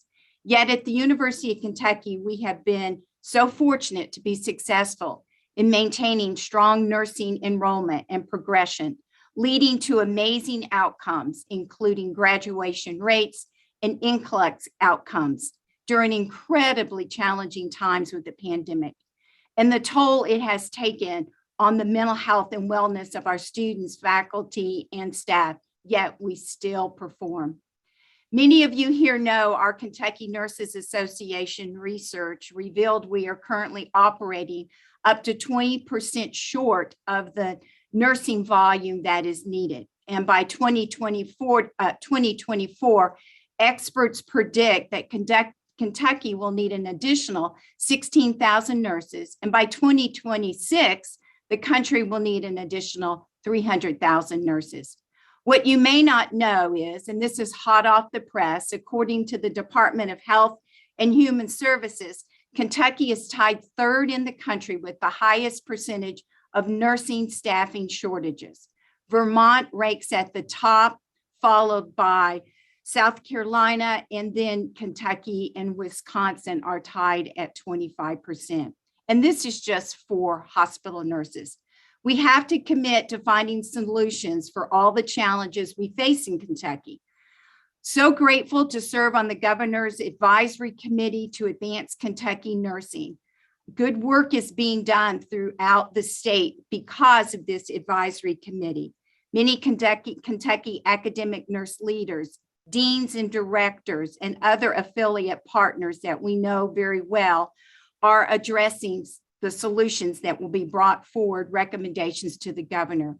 I just want to share 2 areas that we are excited about at the University of Kentucky to show we are all in to get to a better place. First, our state registered nurse aid program. We have previously enrolled 20 to 40 students per month, and those have predominantly been our nursing students, to get them trained and to also get them certified or prepared for licensure. We will be going up to incrementally 160 per month to support our community health professional workforce as well as throughout Kentucky. We're working through logistics to resource, to market, to hire, to work through many regulatory barriers as it comes down to education or instructor qualifications for the SRNA program. The other area that we're contributing is with the BSN growth plan. Currently, we enroll 300 BSN students per year, and we will grow incrementally to 600 per year by fall 2026. We are working through those logistics as well to resource, to market, to hire, to work through university processes, as well as the clinical site challenges that we face, as well as many of our other academic nurse leader partners. In summary, investing in nursing education is an investment in the future of health care for all Kentuckians. Everyone on this call knows that Kentucky nurses make up the largest health care providers, 88,000 strong, followed by physicians at 6,300. And the current shortage is not sustainable, and the long-term repercussions and consequences for the profession are too great. So I ask everyone to give their all to help us get off that list as number 3 in the country for nursing shortages, and support substantive change through legislative, regulatory, and organizational priorities that will address the needs of our nurses, improve our work environments, and recognize that our way out of the shortage is through nursing education. Key to that is retaining and recruiting faculty. We are the backbone and the bridge to get to a better place. We all know that. And when it comes to that need and that critical cost, because it will cost, we've got to ensure that those dollars are in place in order to grow our nursing pipeline. That's going to require leveling the field for equitable faculty pay, increased optimal learning, clinical learning environments, more loan forgiveness programs, and more flexibility and agility for policy changing, because we've got many outdated and antiquated ways on the academic side, as well as our state and national regulations. We've got to change our way of thinking and doing. So on behalf of all of my academic nurse leader colleagues in Kentucky, let's keep up our advocacy efforts for a stronger nursing workforce and a healthier Kentucky. Thank you. Now I would like to introduce Jennifer Wiseman, and Jennifer is the president of the Kentucky Association of Nurse Anesthetists. She is a nurse anesthetist at Passport Health Kentucky, is my understanding. So Jennifer, tell us about what's going on with your organization. Hi, thanks. I mean, if listening to Dr. Heath doesn't get you fired up to make some changes, that was great. But yes, I am president of the Kentucky Association of Nurse Anesthetists. For those who are not familiar, we have a little over 1,200 CRNAs here in our state. We practice in every single county that offers anesthesia services, whether that's for surgery, obstetrics, pain management, anywhere that anesthesia is offered in our state, there are CRNAs there. And we are sole anesthesia providers at 17 of our critical access hospitals. Like Dr. Heath was saying, there's powers in numbers. So we are more than blessed to be an affiliate with the KNA. A lot of the problems that we face in nursing need to be tackled as a bigger voice and need to have collaboration amongst all specialties all nurses, people in practice, people in academics. It's a collaborative effort. So the opportunity to be an affiliate of the Kentucky Nurses Association has been just wonderful as far as a platform to work together and promote some of our common goals.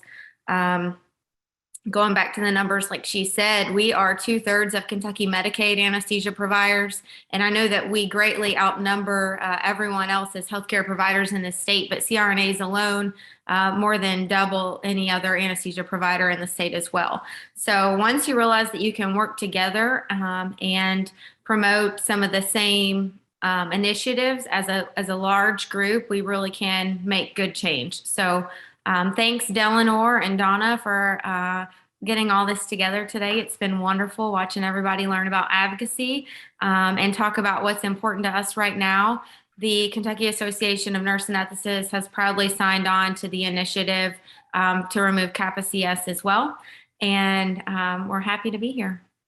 We're going to close out this portion of our program with some comments now from Kelly Jenkins, who is the Executive Director of the Kentucky Board of Nursing. So I will pass the microphone over to Kelly. Good afternoon. I'll try to be brief. Delano said that I could talk as long as I want, but I know y'all are probably like exhausted from being in front of the computer. But I will certainly entertain any questions that you all have. First of all, for some of you who aren't familiar with the Board of Nursing, each state or jurisdiction has a law called the Nurse Practice Act, which describes qualifications for licensure, nursing titles that are allowed to be used, the scope of practice, and actions that can or will happen if the nurse does not follow the nursing law. So our job here, our mission here at the board, is to protect the public by development of and enforcement of state laws governing the safe practice of nurses. We also have dialysis technicians and licensed certified professional midwives underneath us as well. So basically, we protect those who receive nursing care through regulation. Our board is appointed by the governor. We have 16 members. 10 of those are registered nurse members. 1 is an APRN member, 3 are licensed practical nurse members, and 2 are citizens at large. And just remember, FYI, we have more than 1 APRN member because all APRN members are also RN members, but it is in the regulation that we have to have at least 1, but we do have several that are APRNs. KNA is one of the professional organizations that does submit names to be appointed to the board. Also, Kentucky Hospital Association through the KONL, the Kentucky Association of Healthcare Facilities, Kentucky Association of Homes and Services for the Aging, and the Kentucky Association of Licensed Practical Nurses. We've already heard about the statistics, I think, today, but I will share with you that our retired nurses has increased, from last year to this year, and now we have about 5,205 retirees. All of our meetings are open to the public, and our board meetings are on the even months. So we actually have a board meeting this Thursday, and then our practice and committee councils meet on the odd months. We have committees such as the Education Committee, a Practice Committee, we have an APRN Council, Consumer Protection Committee, the Governance Committee, a Dialysis Technician Council, and a Licensed Certified Professional Midwifery Council. Our board staff is kind of how our board talks, is they're broken up into branches. So we have a credentials branch that deals with all of our licensing, either from new graduate nurses, we have license by endorsement, we have reinstatement of license. So any way that you can get licensed goes through that credentials branch. We also keep a registry for the certified nurse assistants in the state. We don't really provide any other oversight for them other than providing the registry and ensuring that they have their 8 hours of practice each year when they renew.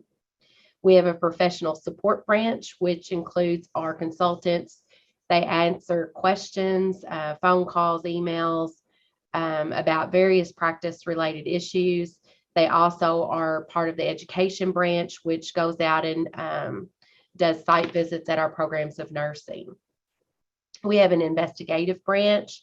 So these are nurses that basically deal with the complaints that are brought in, and we can have various forms of complaints from phone calls, emails. They can be anonymous, they can be mailed in. So those nurses do the investigation. We have a legal services branch, which is our attorneys. We also do our own hearings here at the board. So 2 of our board members serve on hearing panels when we do have cases that go before a hearing. We have a compliance branch, which also is our monitoring branch. So those nurses, once a nurse, maybe they've done something wrong, they enter into an agreed order, then they have to be in monitoring for however long the agreed order states. We also have CARE program, which is our alternative to discipline, very dear to my heart. And so we also administer that, and that is at least a 5-year requirement, because any of you all who have been involved with substance abuse disorders know that nurses have access to a lot of things. We tend to care for others instead of caring for ourselves. And then the road to recovery is very hard, and it does take a long time in order to be fully recovered. We have the Kentucky nursing laws, which is chapter 314. Those are kind of like our policies for nurses that are used to having policies and procedures. Nursing laws, which are statutes, are our policies. They're found in chapter 314. And then we have Kentucky administrative regulations, which is title 201, chapter 20 for the Board of Nursing.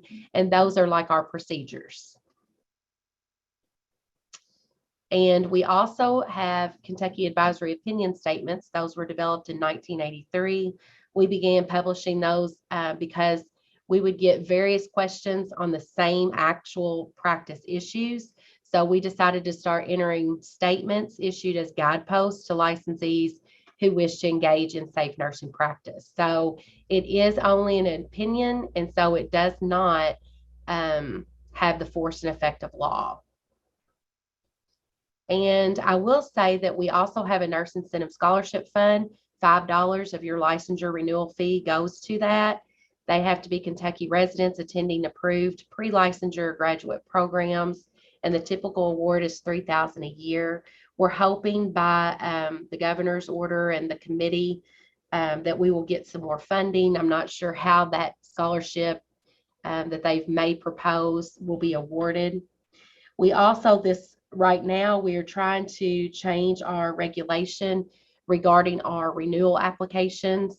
And so hopefully by this fall, the second page, which is not mandatory right now, but these are workforce questions that we ask all of our licensed upon completing their application.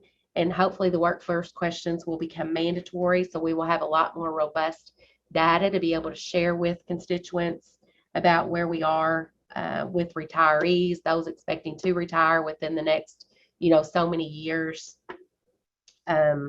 Unfortunately, we have had through last year, we had a lot of open seats with our program of nursing, and everybody wants to know where are our nurses, but unfortunately, we just don't have that data because the question that we ask regarding that is not mandatory at this time. So anyway, we are working on that. The board has been very busy this last 2 years. We've made pretty much everything electronic. So most of the staff are telecommuters now. When they were forced out of the office, that we had to make changes, which actually was a good thing. I think it's easier for constituents around the Commonwealth to be able to have access to the Board of Nursing now, and we'll continue to move in that direction. We've also been very busy with, as the emergency orders come into play, then we have to amend our regulations to come into compliance. So it does take a lot of background work on the board's part, but we're happy to do it. And then somebody had asked also about accelerated programs for those that maybe do not have, maybe have a bachelor's or a master's in another field other than nursing. And so we have 2 that are master's entry, and then we have 5 that are BSN accelerated programs. We also have lots of programs that are LPN to RN accelerated programs. Those questions have come along recently with the shortage, which is a good thing. I guess more people are planning to go to school. On our out-of-state registry, we currently have 57 RNs and 5 APRNs. That number when COVID first hit was elevated, but when Indiana joined the compact, that decreased the amount on that out-of-state registry. Ohio is set to join the compact in January, and that impacts about 5,648 of our Kentucky nurses. Any questions? A lot of great information, Kelly. Thank you. Oh, I will add too, if any of you bill watch, please take a look at Senate Bill 10. That's the latest regulation that's going to impact nursing shortage. And that was written by Senator Stivers, but being brought forth by Representative Mills. Kelly, there was a question about attending meetings at the board virtually. Is that an option? Yes, and that should be, I'll make sure, but it should go onto our webpage. When you look at Kentucky board meetings, I'll make sure that the Zoom gets posted. I see the February 17th agenda. Yeah, the Zoom meeting is on there. But if you have any trouble, just email me and I can make sure that you can get on. But the agenda and Zoom is on there for February 17th. Also, would you mind doing a quick review on SB 10? I just saw it is hot off the press. So that's what I've been trying to work on throughout the day. Let me pull it up. I've got. Yeah, while you're doing, go ahead. Yeah, you keep talking and I'll pull it up. All right, go ahead, pull it up. And while we're waiting for you to be able to do this, I just wanted to say that Dean Harden was scheduled to be with us, but she was called away and wasn't able to speak as an affiliate. And also Senator Julie Rocky Adams, who is supporting a number of nurses issues and legislation on removing the CAPA-CS and also funding for school nurses initiative, was not able to speak to us today. And we are very sorry that we were not able to hear her. She has been a longtime supporter of nurses and KNA and the nurse practitioners, and we really appreciate her support. So Kelly, when you're ready, and then I will close this out. Basically, a lot of it is in regulation now. They'll be moving some of this, I guess, to statute, but it talks about issuing temporary work permits. Right now, we have the out-of-state registry through an emergency order through the governor. So I guess if that is going away, this will be our alternative to be able to do that. One of the bigger things that we had just put through an emergency regulation for is related to the foreign nurses. And so we had done away with the visa screen. This continues to do away with the visa screen. One thing that I was shocked that they took away the need for a social security card, which is fine with us, but I was just shocked that they would do that. And then the other is right now we require the foreign students to do an English proficiency test, which includes a spoken component, and they are doing away with that. So as people bring in foreign nurses, they might want to make sure that they can really speak fluently in English, in order to be able to interact with their patients. Speak and understand. Yeah, speak and understand English. They already had to take the NCLEX in English, but that doesn't mean always that they can speak very fluently or understand what our patients are saying to them. Also, the issue about board appointments. Yeah, the board appointments will be very different. So right now, like I said, the governor makes the appointments. Going forward, the 16 board members will have to have at least 2 members from each of the 6 congressional districts of the Commonwealth. And no more than 6 nurse board members shall be nurse educators. And the Senate will have, I guess, like final say with the appointments.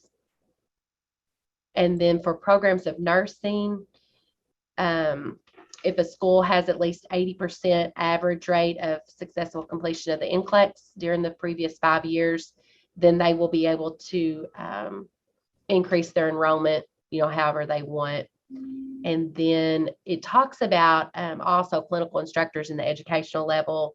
Again, this is just codifying the regulation that was already in place. I'm not sure. I'll have to talk to my general counsel because I forget if we'll just delete the other regulations. But basically it says what we have now, which is the associate degree has to have an associate degree, a bachelor's has to have a bachelor's, et cetera. Okay, there are a couple of questions in the chat, and then I'm gonna cut you off, Kelly. They want to know who's advising, I guess, to Senate Bill 10, and then there was another question about I do know that KHA, Donna Little was involved. They mimicked the Indiana Board of Nursing. They had a healthcare regulation.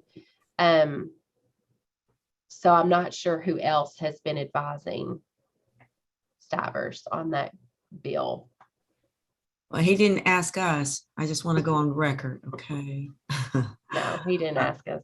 All right. And then there was one question about an exam, and I can't see it. It's the TOEFL, that's the proficiency exam. So it will not be required anymore if this passes.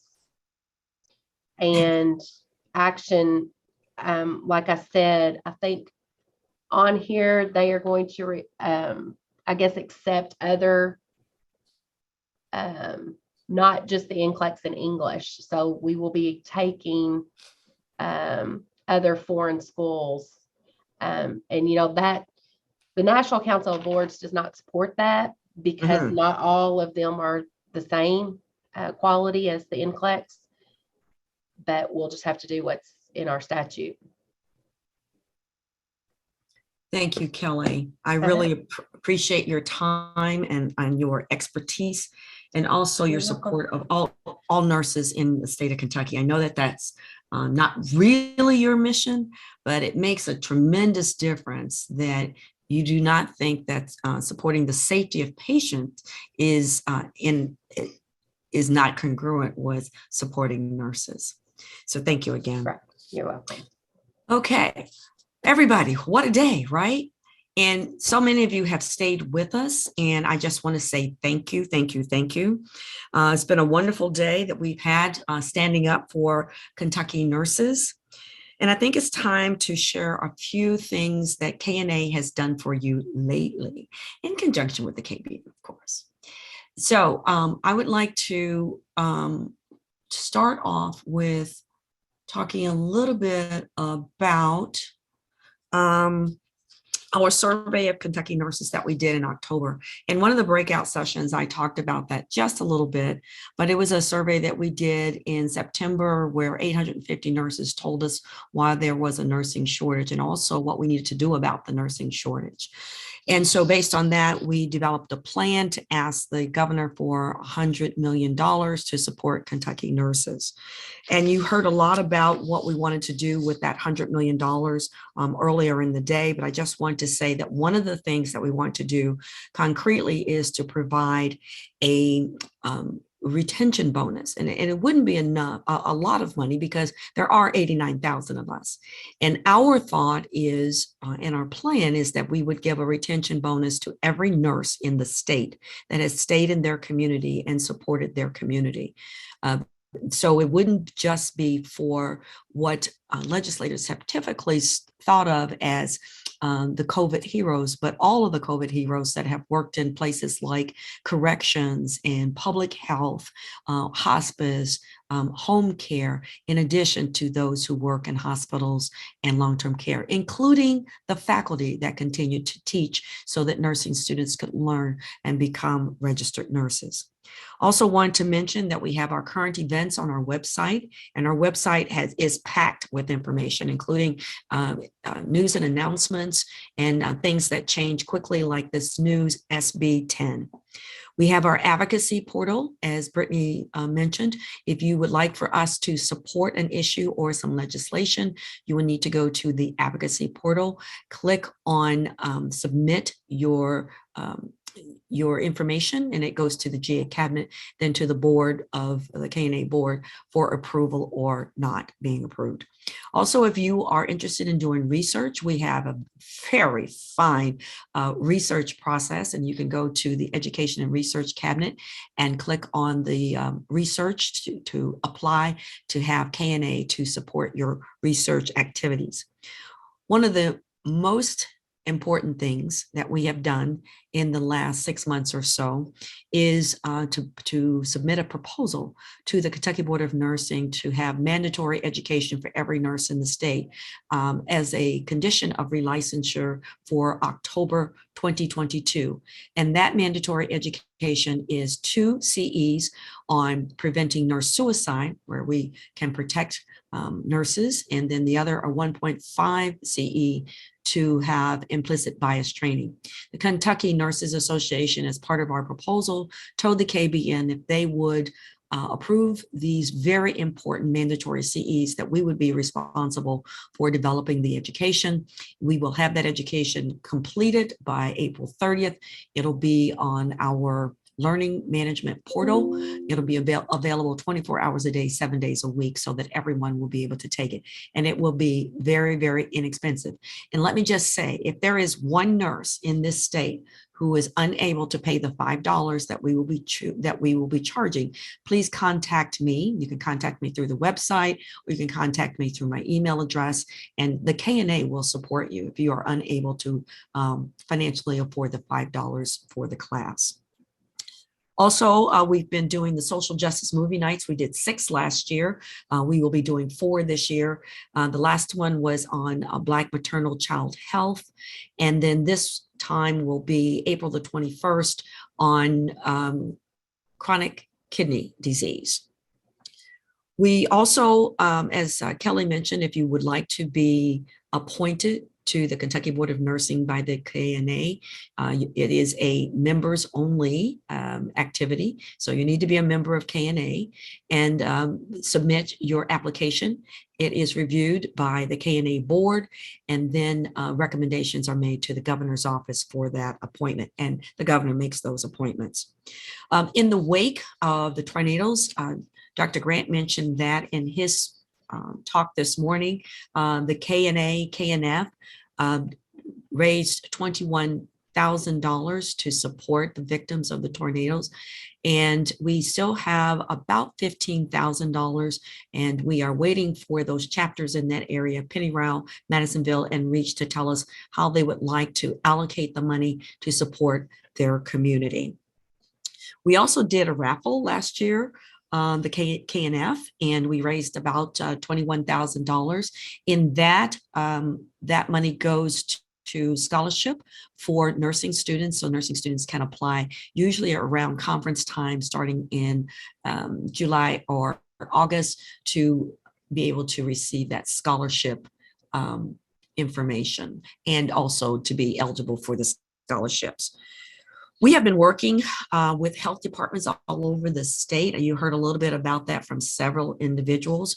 But in Louisville alone, the Kentucky Nurses Association River City chapter has been providing vaccinations and testing. We have provided over 7,800 tests and 7,600 vaccinations. So we've been very, very busy. And if you would like to be involved in vaccinations and testing with your health department, please contact your chapter leaders. And in the Louisville area, you can contact the KNA home office. We are excited about some upcoming events, like our annual KNA conference, which will be November 3rd and 4th. And also we have a number of continuing education classes coming up, and they are on the website. The next one, I think on the 21st of February, it has to do with water, and that is being sponsored by the River City chapter. Also would like to say to the individuals who are student subscribers, thank you very much for attending today. And we have one of the largest groups of student subscribers in the entire country, affiliated with the Kentucky Nurses Association. I heard Dr. Brittany Welch encourage you to download the KNA 365 app. I highly recommend it. We will be sending out information on that app related to legislative activities and other activities that you can attend and participate with the Kentucky Nurses Association. Wow, that is a lot, guys. But let me tell you, one of the things that we did on Friday is our administrative coordinator, and I want you to know it's outside of her job duties. She drove to Frankfurt and she delivered socks that say KNA to every legislator, the governor, the lieutenant governor, the secretary of state, to basically say, wear these socks, stand up and support KNA, stand up and support Kentucky's nurses. So there are a couple of legislators who sent pictures in already that are wearing their socks today. So when you speak with your legislator, ask them, did they receive their socks, and will they be standing up for Kentucky nurses? In addition, every person who attended today and who signed in will also get a pair of KNA socks. Now, the KNA socks for nurses are much different than the KNA socks for legislators. So if you haven't had an opportunity to put your name in the chat box, please do that so that you can receive your KNA socks, and remember to stand up for Kentucky's nurses. Two other things I would just like to mention. We will have our Leadership and Legislative Academy in November. If you're interested in applying for that, the application is on the website. We will also have town halls every Thursday in September. You will be getting more information about that. And last but not least, we are going to have a nurse's license plate. It will probably be available in the fall. It may help us with our promotion of the profession so that people are thinking about nurses as honest, ethical, and incredible professionals. And so look forward to hearing more information about the nurse's license plate. $10 of the fee for that license plate will go to the KNF, which they will use for scholarship and research. I know that you heard a lot of numbers over the last few hours, but I would like to leave you with some of those numbers so that they can stick in your mind as you're talking to your legislators.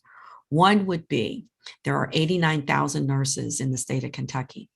Two, we are 53% of the healthcare workforce. We are the largest profession in the state of Kentucky, and certainly the largest healthcare profession in the state of Kentucky. Also, it is extremely important that the information about nurses leaving the profession, if 25% of the nurses leave the profession, we're going to be in a bigger hole than we're in now. As you heard Dr. Heath speak to us as being number 3 in the country in terms of shortages of nurses, we need to retain the nurses that we have. And so whatever you can do to help retain our nurses so that they don't have to become a travel nurse, so that they don't have to leave the profession, so that they can stay, support their communities, and support other nurses, whatever you can do. So check your mailboxes soon for your very own pair of KNA socks so that you can stand up for yourself and fellow nurses. And I would like to close by listening to a little video and asking you to pledge to vow all fellow nurses in the Commonwealth, stand up for all Kentucky nurses. And remember, we're in this together. In reality, every single nurse is valued. Every single nurse is appreciated in the state of Kentucky. Kim, would you take us home? I'll rise up, I'll rise unafraid, I'll rise up, and I'll do it 1,000 times again. And I'll rise up, I'll rise like the day, I'll rise up, rise unafraid, I'll rise up, and I'll do it 1,000 times again.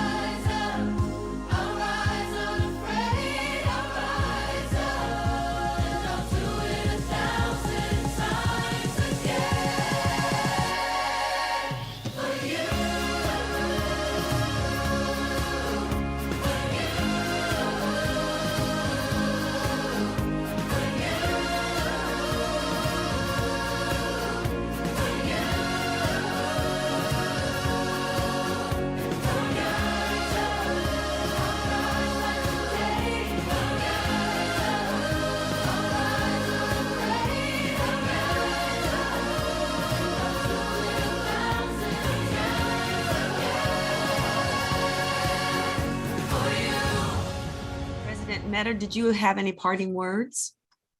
Just thanks to everyone for taking a big chunk of your day for this important meeting. And I'm so glad it was very valuable. And thanks a lot. Thanks to everyone for all their work on it. And stay positive and test negative. Oh, I love that. That is really awesome. I'm stealing shamelessly from Lisa Lockhart. Oh, well, let me steal from Lisa and you. Bye. Bye-bye.